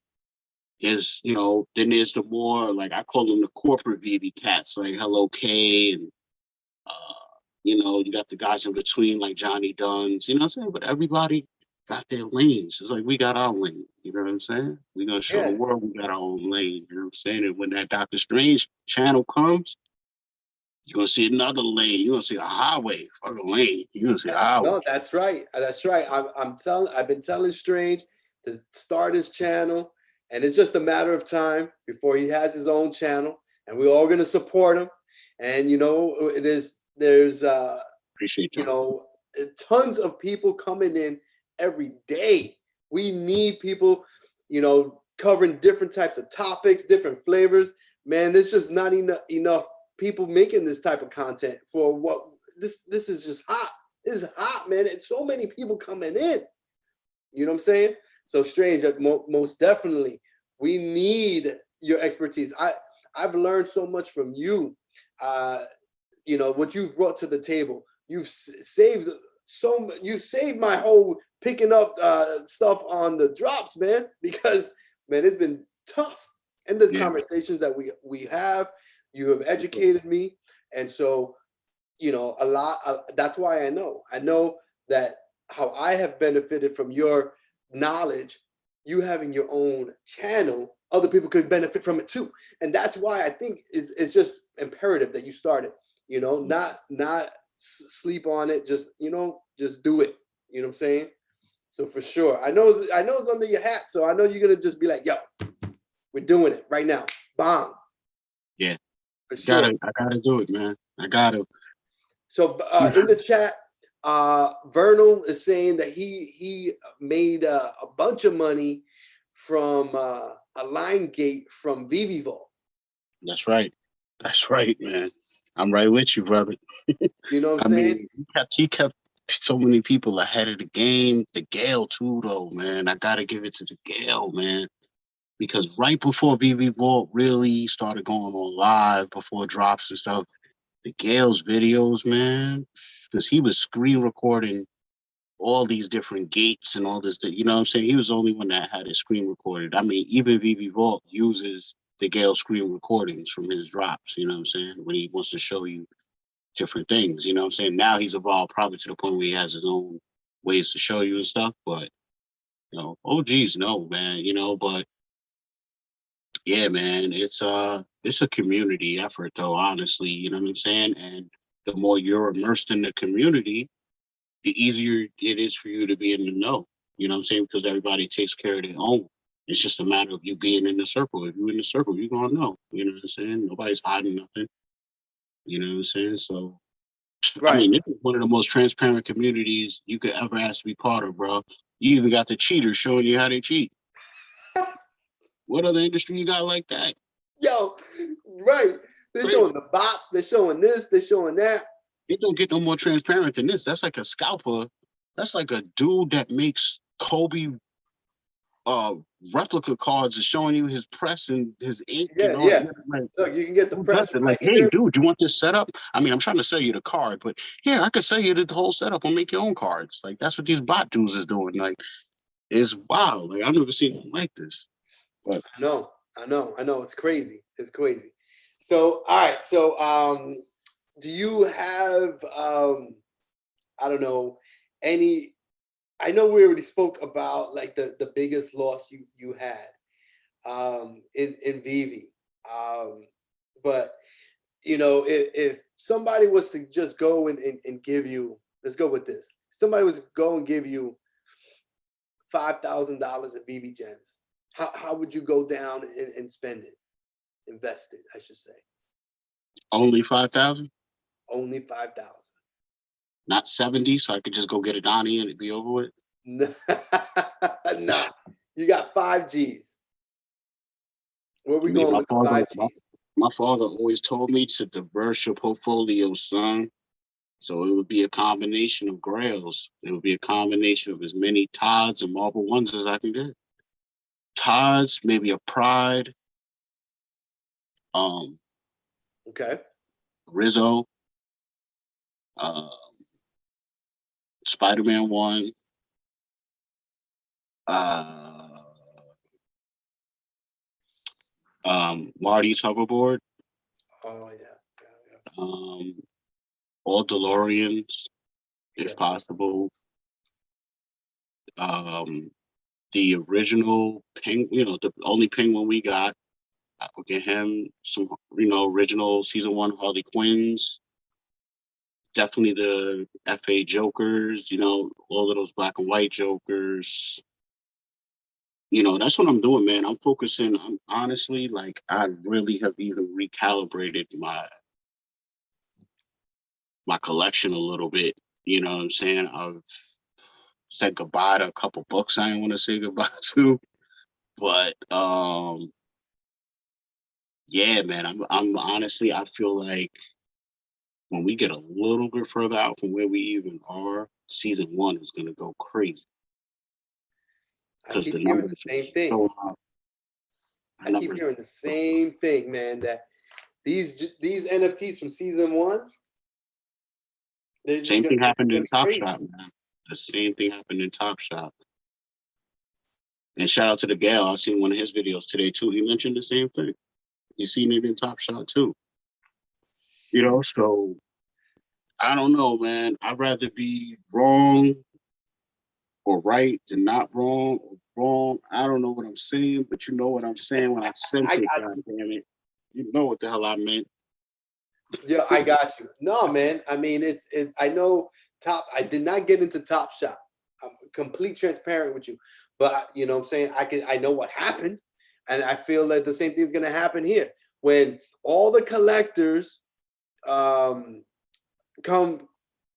you know, over here, the sport car collectors, the comic book collectors, when they're all here, all of them, man, there's not going to be enough for everybody. These things are going to go crazy. I have a vision. I was looking at the app the other day, and I just had a vision where literally certain collectibles were not for sale. Yeah. Because think about it, certain collectibles, season 1, there's only like 100 left, right? So like Jake the dog, I just sold I bought and sold the Jake the dog recently. There's only like 100 and something left. That's nothing. Like if there's another mass migration of like 50,000 people, nah, man, it's a wrap. Bro, that this collectibles with it down to 20, 50. That's gone, and the people that just got it, all right, so all the other people who had it have been holding it. All of a sudden, an influx of new people come in, and all of a sudden, over 2 months, that 50 goes to 0. Now they're holding. You could be left with 0, bro. And that's how I'm looking at stuff. Like, even with some of these comics, like when I saw them pump at one point, they had higher amounts for sale than now. And right now, they have less for sale, but the number, like what it's worth, is less than what it was before. So I know that if we deplete what's even left, that at some point when everything should be pumping, what's left is gonna make it go crazy. Certain books are gonna go crazy. And by the way, Fast Eddie P in the comment section, he said, you know, he asked for some tips, and you know what? I think we need to sit down with him and really break down all the things that I learned from you, and the other things that you know, to help him out, because he's been unsuccessful in his drops. You know, so I know for a fact, the way you help me, I can help him, or we can help him, and I know for a fact he's going to be successful because I seen it. I seen it. Right now is the time to really get serious, because you're gonna have the most amount of attempts per day start next week. Then you'll be able to refer to in a while. You know Absolutely. Okay, so drop a like. Let me know any questions you want me to ask Strange. I only have maybe about 3 more questions for him. I want to end off strong. If you had a flux capacitor, DeLorean, you mentioned the DeLorean. If you could go back in time, I want you to pick 2 times. One time you were alive. I want you to travel back in time for an event or whatever, and then one time that you were not alive. And so give me those 2 in the past. Man.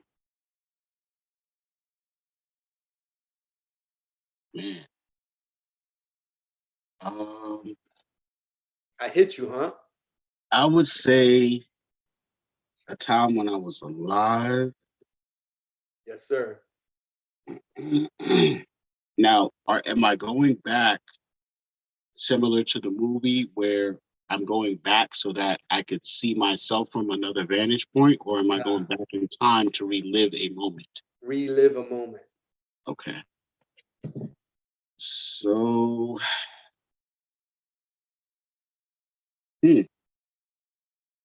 I'm gonna come back to that, and I'll say that a point in time I would want to go and see is a time when they claimed dynastic rulers lived on the earth.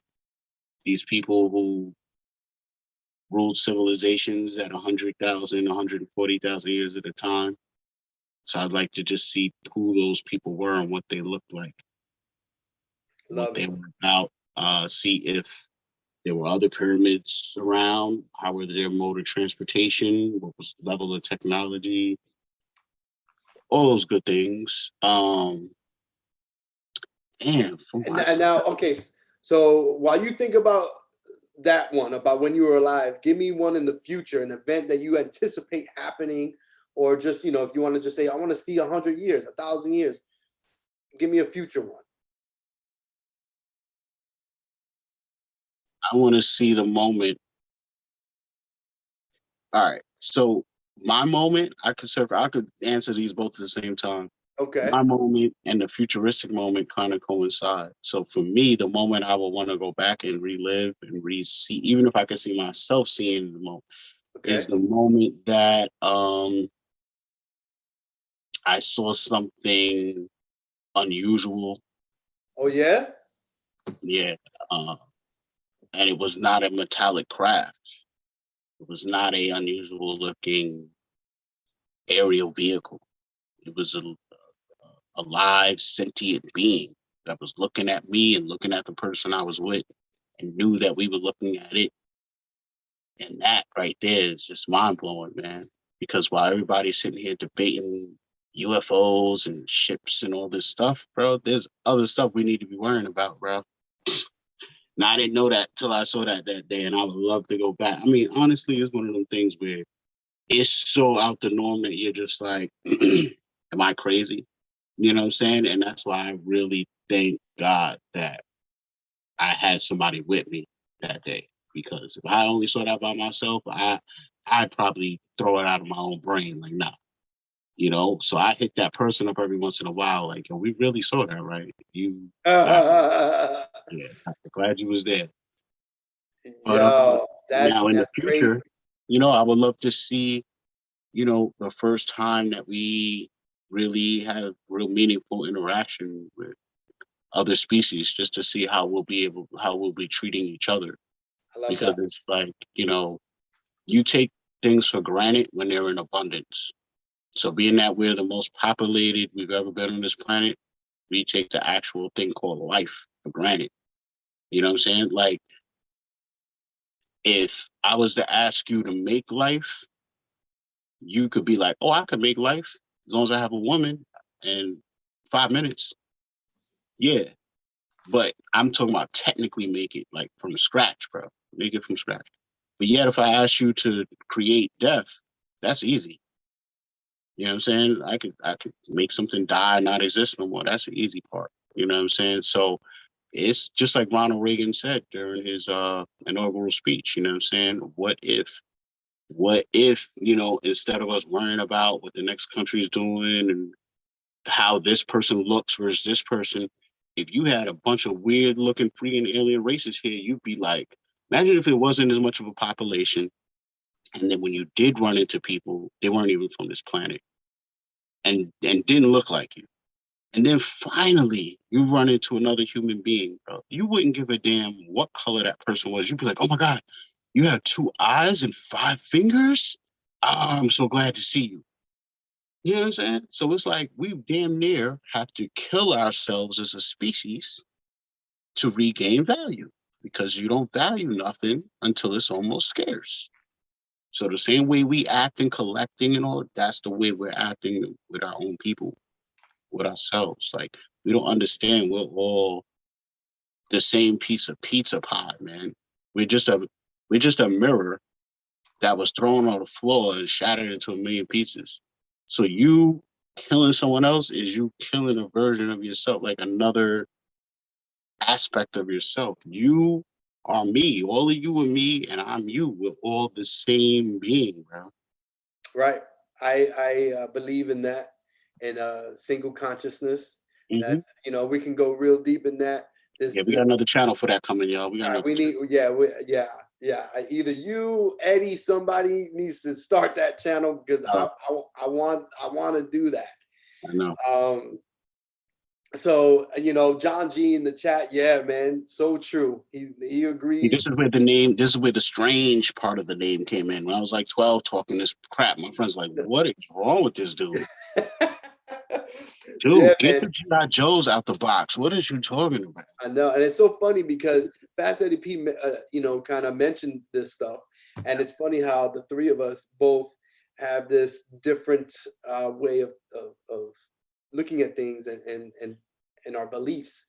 So a single consciousness and meditation and telepathy and all this other craziness that we've spoken about. Um, so oh look, Fast Eddie P just said he's cooking up a channel possibly. So I'm looking forward to participating in the channel. Absolutely. Mhm. All right, so I want, by the way, drop a like, mention any questions you want me to ask Strange. I'm just gonna ask him one more question, and then we're gonna have a giveaway. Okay, Strange, give me something. Tell me something about yourself that will shock. Hey, I like the background, by the way. I like the Thank background. you. Thank you. One thing about yourself that will shock everybody that we may not know about you, that people would be like, oh my God, really? That, maybe, a third nipple or something like that. Yeah, I can't top that, man. Okay. The only way I could top that is like for my height. You know what I mean? I'm incredibly well in that, but I don't want to. This is not that type of show. So I won't. You know what I mean? Like I'm gonna try and keep it. Um, something about me. I was like, what is happening? Right. What show is this? That's for the third show we make. The third show. Man, that's for the Patreon, man. That's for something. That's the OnlyFans. Doctor Strange OnlyFans, ladies. Oh snap! Oh my God! I wish I had like a six finger that was cut off when I was a baby or something to tell you about. Like I'm related to Noah and shit. Or something. Um, all right. Fun fact. Would you ever think that I could type 80 words per minute? No, I there's no way. You type I am a official keyboardist typist, whatever you would call them. Yeah, what, for I type real, really fast and really accurate. and really accurate. What?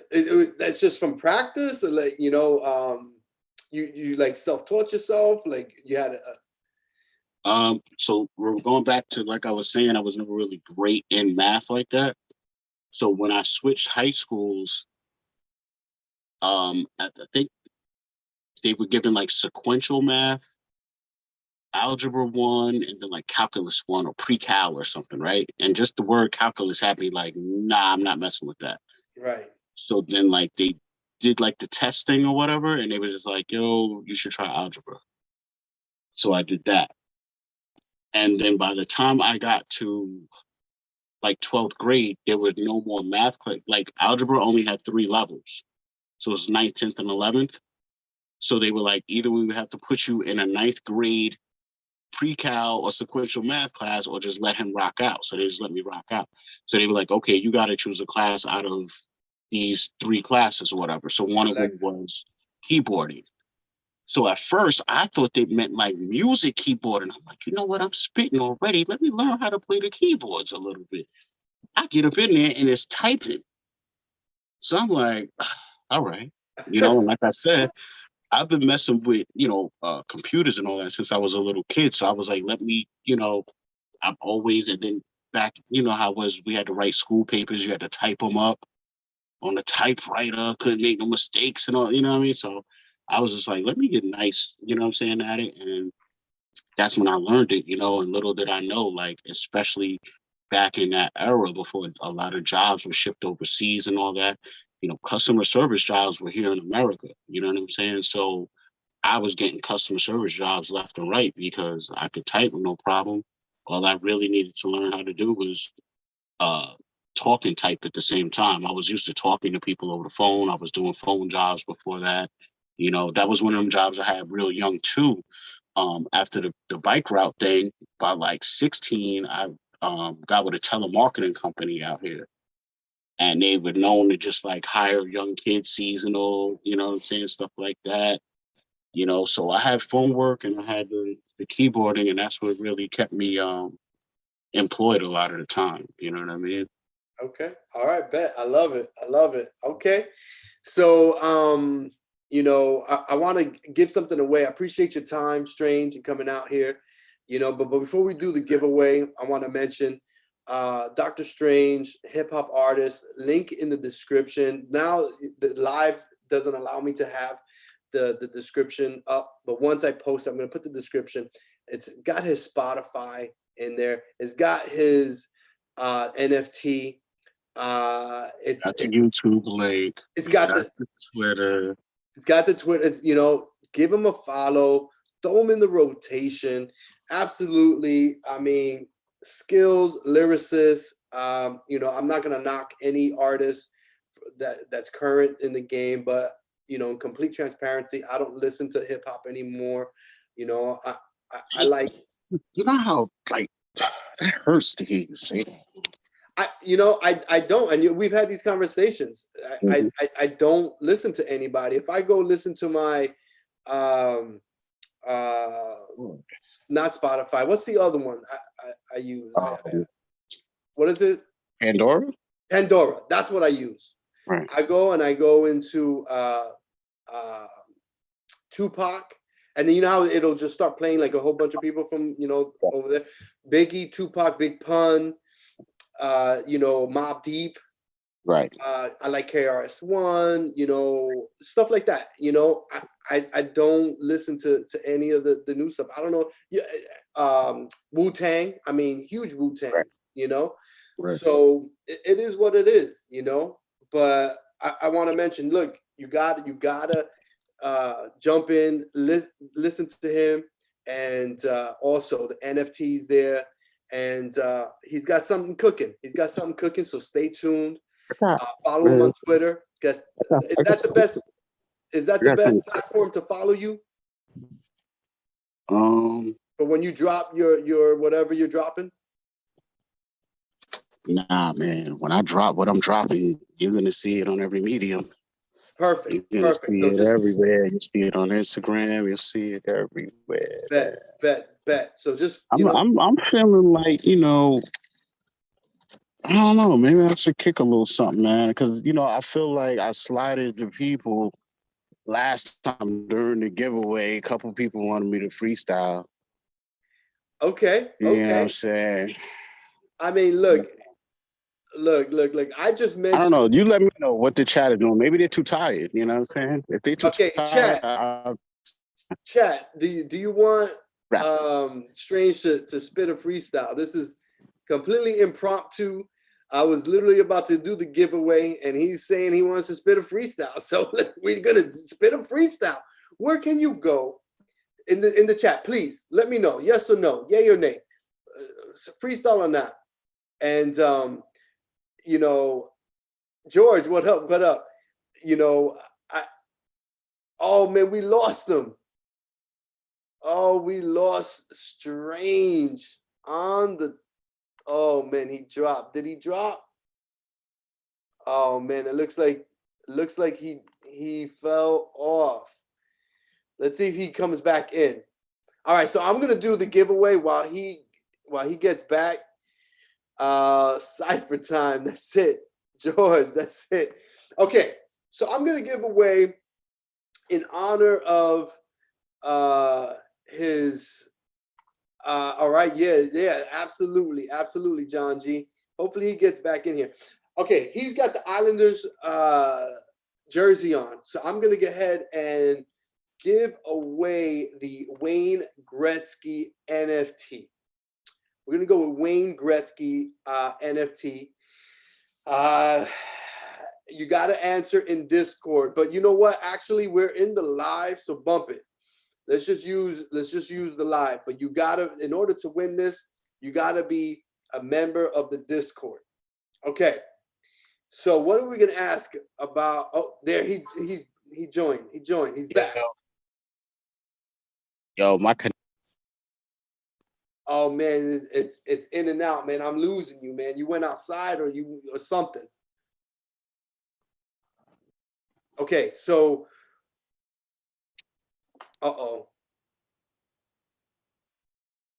there. Okay, I think he's working out some technical difficulties right now.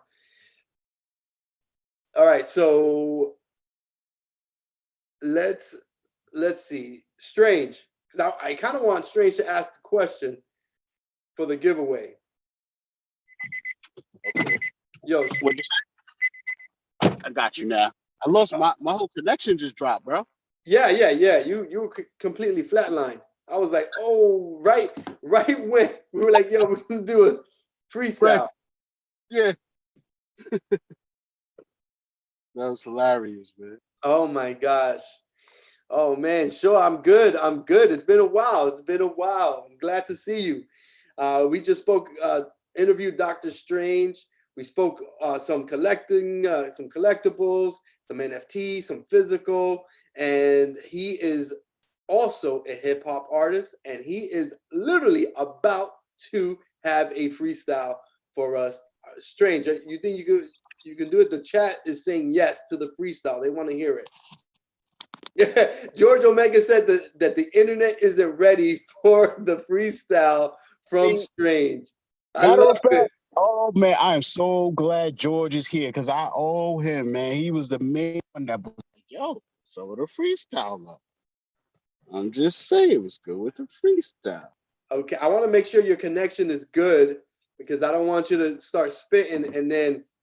Exactly. That's what I'm trying to honestly, I'm stalling a little bit to like let it fully connect and get together. Well, well, And I yeah, would also it seems like like to you're kind of possibly coming in and out. have a little beat Um, to rhyme over since I'm, sitting in the whip anyway.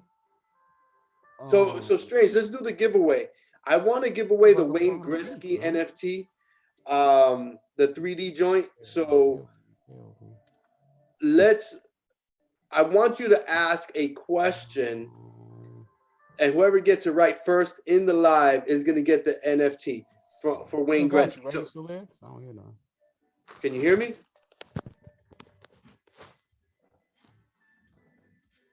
Can you hear me? Yes. I don't hear you. Hold on. Oh boy, I can hear Just turn you. the audio. So all right, I'm gonna just go ahead and do the giveaway. All right, I want him to ask a question. I don't know, man. Alien Alien Nation taking him away, man. I don't know what's happening. Okay, so until he gets his internet situated, let's do this. The question for the Wayne Gretzky NFT is: what was the My bad, yo. biggest You know what? venue that I that don't know. he Let me just skip the Doctor beat. Let me Strange performed see. in? I can't What even was the hear you, biggest bro. I venue? can't hear. I got no audio. I don't know what's going on. I'm gonna mute him for a second until I do this. Okay. Hockey's the best sport. Absolutely, absolutely. Expensive as hell, but worth it. So guys, what was the venue? And he had the jersey. Give me either the venue or the team. He was actually wearing the jersey during the live. Let's see. What was the jersey or the venue? Okay. So what was the venue or the team that plays in that venue? And actually, Doctor Strange is wearing the jersey for that team that Doctor Strange performed in, and that was the biggest show that he's ever done. This is for the Wayne Gretzky NFT. It's got George Omega. George Omega came through with the answer. I'm gonna unmute Mr. Strange and George Omega. Good job, man, coming through. Congrats, brother. So George, once we're done here with the live, jump into the Discord, shoot your public Opensea address, and I will send you the Wayne Gretzky NFT with this 3D scan of his authenticated autograph. I want to say I already sent you one, but more the merrier. These are also raffles.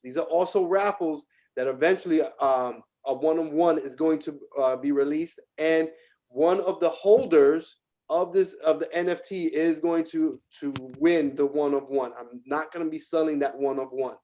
So, all right, George Omega, congratulations.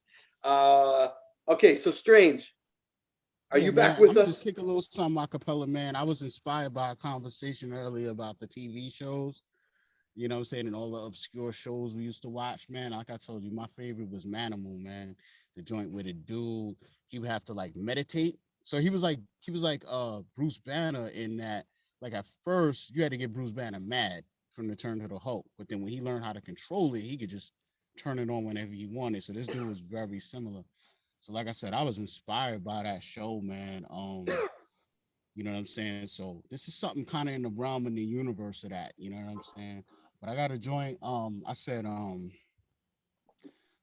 eye of the tiger, fire of the dragon, horn of the unicorn, stamina of a stallion. I'm on your back, sly like a fox, you rock a fashion, heart of a lion. I hunt my prey with passion, freedom of the bird, death defying when I'm flying. My culture's deaf like vultures. Don't you hear them doves crying? See with the wise old eyes of an owl, ruthless like a saber tooth is on the prowl, but with the power of 350 horses under the red hood of this big bad wolf is enormous. Thriller in Manila, silverback gorilla, killer primate, gets irate. You can't escape the planet of the apes. I'm either a cause for urgency or emergency. I stay underground with water like serpents in the sea. Precise aim at your veins, like a snake with fangs that hang with venom with send them to hell intentions pent up in them. I laugh at you before I lash at you, right on the spot like a pack of hyenas do. The only reason I still rhyme is to keep my body and mind sharp like the design of the porcupine. You know when you see me, death is soon to follow, like a crow landing on a hollow tip that's standing on a revolver. I move with the resolve and patience of a moccasin. Doc Strange pop brains once I pump my toxin in. My thoughts shrink and clog your ventricles when I think. You die trying to dodge my tentacles through my octopus sink. Rappers of my caliber nowadays are extinct. The genetics is lost. I'm forced to be hip hop's missing link. I'm on the brink of breaking test tools to prove inside me and you there's a manimal, at least one or two. My DNA and life changed when I had the plan to channel raise a gamma like David Banner. Yeah. Woo! Damn, that's some straight animalistic lyricist. Like, Mm-hmm. yo, some craziness, hotness. Love it. Love Appreciate it. you. That's the type of stuff you don't even hear anymore, man. Like, Nah, get no out of here. concepts, nothing to make you think no more, nothing to make you want to pick up a pen and expand your, you know what I'm saying, your mind, nothing to make you want to expand your vocabulary. It's like, it is what it is, man. Most of the country, unfortunately, is we're functioning on the fifth grade level, man. Let's face it. You know what I'm saying? Majority of the country. So it's like, you know, people look at needing to critically think as like something bad sometimes. They're like, oh, it makes my brain hurt. You know what I'm saying? Or certain dudes, they just want to lay back and be twisted and just have something like they're not using their brain for. And that's cool. You know what I'm saying? But I think we need more of a balance. You know what I'm saying? Like all of that is there if that's what you want. But if you want something a little more lyrical, a little, you know what I'm saying? Absolutely. That's what I'm here for. And that's what I really appreciated about Nas. I felt that with Nas, it was a story, it was a meaning, that's why again, a lot of the older people that I like, they had that story, and Right. it all tied, and there was a underlying meaning, and that's why I enjoy your art. It's because it's that there's a meaning. Desperate Measures, Right. when I first heard it, I was like, wow. There's that's why back when you announced the NFT, I said, man, what were you going through when you wrote that? Because Mm. obviously there's and you hadn't even told me, but it was Wow. evident. You know what I'm saying? Right. It was Right. evident. So that's what I like. That's what I like because, again, I'm an emotional type of cat. That's Right. why I collect certain things because I have an emotional tie to. Mm-hmm. And that's why Right. when I listen to something, I want to have my emotions moved. And nowadays, that my emotions are not moved, Right. and that's just like I And said. we come from an era where you were having your emotions struck twofold on a record. The music itself, you know, there's something to a resonance of a sound that connects with your soul, vibration. So when someone's playing a drum, even if they're playing a routine pattern, no drum hit is the same ever because it's a human hand hitting that drum. So it's never going to be the same exact equal pressure applied and all of that. So when your body's hearing these beats, you know what I'm saying, you feel it more because it's real, it's organic. You know what I'm saying? So when hip hop came in and we start sampling, yeah, we're sampling from real records. So that's why the origins of hip hop still had a soul vibe to it. And then obviously the lyrics are boom, connecting, you know what I'm saying? Hitting home, they're well thought out, well spoken, all that. So then once you get into the era of like just straight beat machines, you're talking about an electronically generated kick and a snare, which hits exactly the same megahertz every time you trigger that key. So that alone is a synthetic sound. So that vibration traveling through the air hitting your body is synthetic. You're not gonna feel it. Mm. I guarantee you go to any powwow, you go to anything with real African ceremony, anything with real drums involved, you're gonna find your ass shaking in 2 minutes. Like, oh shit, I can't, I didn't I even know I can't could dance, stop but it. hold up, I can catch the beat. Hold up, you know what I mean? You go to Spanish, man. That's why I used to love like growing up where I grew up because it was black where I grew up, but then you cross one road and it's all Puerto Rican. And between the food, the women, and the music, I stayed on that side of town, boy. I was like, what? Oh, Puerto Ricans is this.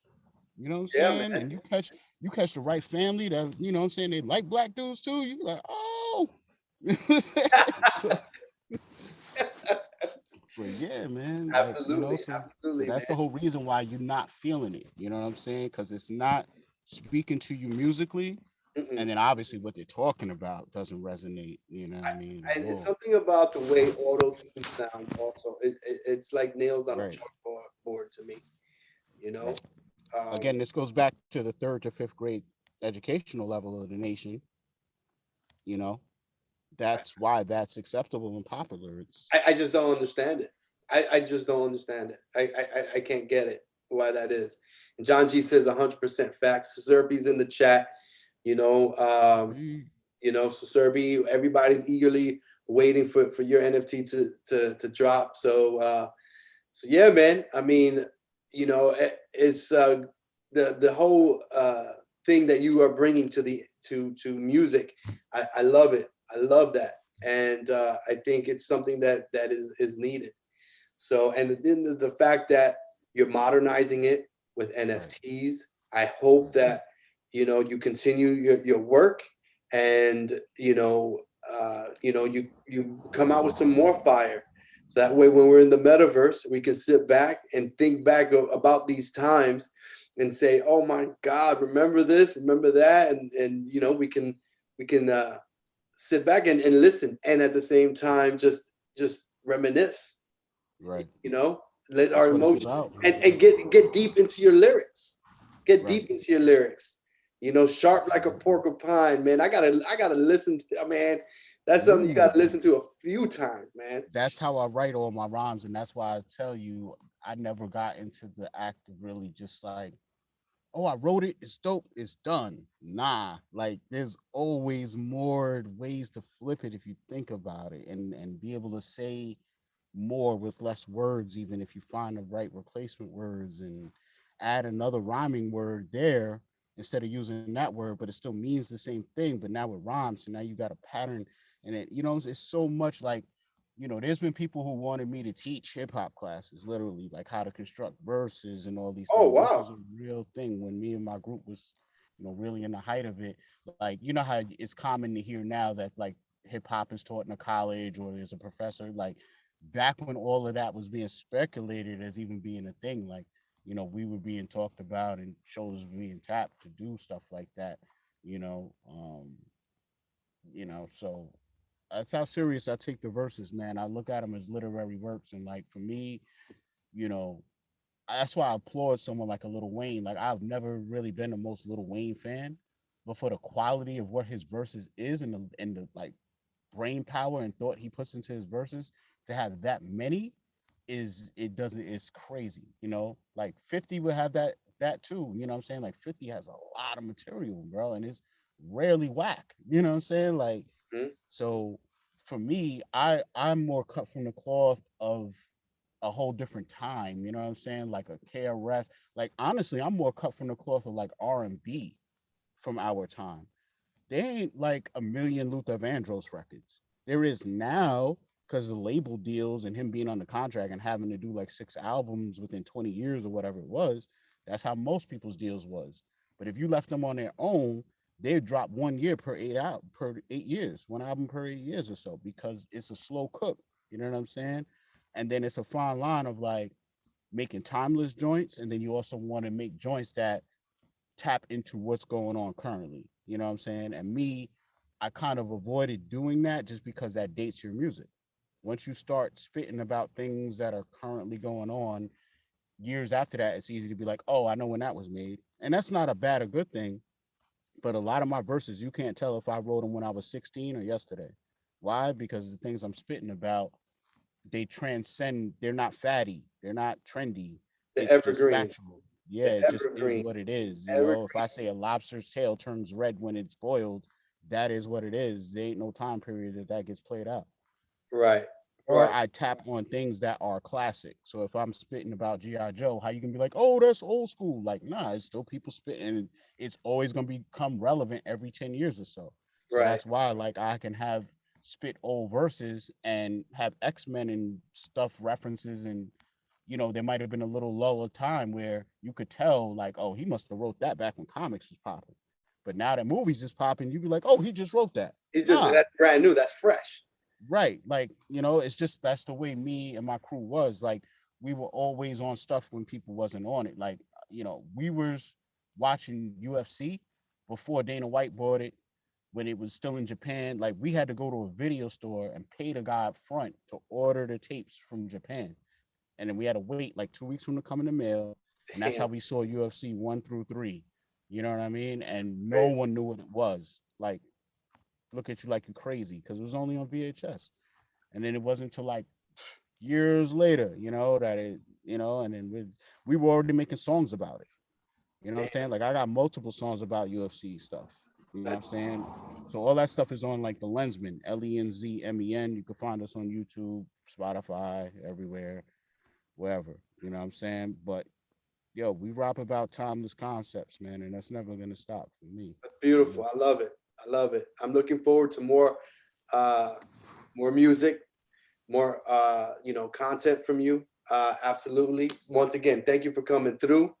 You know, the everybody else who's listening, please link in the description for his NFT, hip hop NFT. Also, link for his YouTube channel. Drop him a follow. Also, a link to his Spotify, Twitter, all that. Drop him a throw him into the rotation. Listen, it's deep meaning lyrics. Hit me with a comment under the video or something if you see a video or whatever. You know what I'm saying? Absolutely. Drop a comment, something. Even if you just say, yo, I listened. That's it. Just Mm-hmm. say, yo, I listened. Yeah, Something, lets me know. Lets me you know a know? lot. Absolutely. Absolutely. And as a content creator, that gives encouragement when you start, even if it's negative, man, even if it's Mm-hmm. negative, you know, uh, I never, if I let negative comments deter me, I would have never, ever even got past video one. You know what Right. I'm saying? One day you blew my mind when you told me like all the different things people would Oh man, say. I had people, What? especially in the beginning, because they see a Right. small channel and Right. they think they're bullies or whatever, and they want to make you feel bad or whatever. And the people, Right. uh, I had a lot of just people making fun of physical characteristics about me, how I talk or whatever. And it was just like, whatever, you know what I'm saying? But you just, you You know know, what it is though? You a New Yorker, bro. it, You got it, that thick skin. You got thick skin, man. Like it takes a lot to knock me off my square, man, when it comes to insults and all. Like I done heard it all, man. yeah, man. I was like, yo, it's so funny. And they people think that you're gonna close up shop because they said Right. you this and that. Man, Right. whatever, man. It's just I'm here to just have fun, provide a platform where anybody can come and look. If you want to be interviewed, hit me up. If you have a project, hit me up. If you are an artist of any type, hit me up. Whether it be music, whether it be painting or drawing, whatever it is. I want to make a platform where we all can eat. You know, I know, Mike, you talked about creating an NFT, and you already sent samples in the Discord. I want to interview you. I want to put your project on blast. Sezerpi, same thing. Same thing with Dokta Strange. I want to put him on blast. You know, it's where we all can succeed. We all can benefit. And if you don't have anything coming down the pipe, you can consume this content and you can decide, yo, this is hot. This is not. This is my flavor. This is in my lane. I want to be a part of it. Yeah, let me cop this. Let me, you know, whatever. You know, we're a community. We're in this together. Physical collectors and digital collectors. I want to bring everybody together because the mentality of a collector to me is the same. It doesn't matter if it's digital or physical. It's that emotional tie that we share to objects, to things that we see, you know? So, you know, Brandon Z, you see, he's saying that he minted some Immutable X NFTs, which were giraffes yesterday. Oh, very cool, man. Very cool, man. You know, again, you know, let's, you know, throw some links in the Discord, man. Oh, also So, another YouTuber, real quick, got a shout out. Of course, Non Fungible Wonderful, man. Also staying out. Yeah. Yeah, I Yeah. want to say he may be the first one I started watching. I want to say he was the first one I started For me, watching. he was the first one that I watched that I felt like I could trust. He wasn't the first that I found, but he was the first that I felt like I could identify with, like, oh, okay. You know, I connected with him when he made that one video. I don't know if you've seen it, but where he talks about how a friend, a supposed friend, got him for money. Yeah, I seen him. And you know, and he was, you know, with his woman, and I want to say she was pregnant or just had the baby or something like that. Bro, I've been, man, I've gone to the store and not had enough money to buy diapers. Right. You You're just sitting there. You're in there like, yo, I got to figure this out, like right now. I got to figure it out. You know, so for when he said that, I related to you know, being financially strapped in a situation like that, and you know, that it's hard times, man. So I really connected with him. So so yeah, I like that you mentioned that. You know, and again, if you like free stuff, man, drop a like, drop a follow, man. We constantly giving things away. We just gave away a Wayne Gretzky NFT. Awesome, from Big Collectible Collections. Again, link in the description for Dokta Strange NFT. And again, I just want to say thank you for joining us. And again, anybody who wants a voice, whatever it is, I open up the doors to this channel to you, and I want to interview anybody. And you don't even have to have a project. If you're just a collector and you enjoy what this is, let's talk, you know, just much like how we did here with Strange, and much like we did yesterday with Fast Eddie P. And hopefully in the future we'll have other people to interview. So any parting words, Strange? Parting words, man. Just everybody, you know, have a good upcoming holiday season. You know what I'm saying? It's not like I ain't gonna see y'all tomorrow or whatever, man. You know what I'm saying? But you know, tips moving forward for Veve, man. Hold your gems.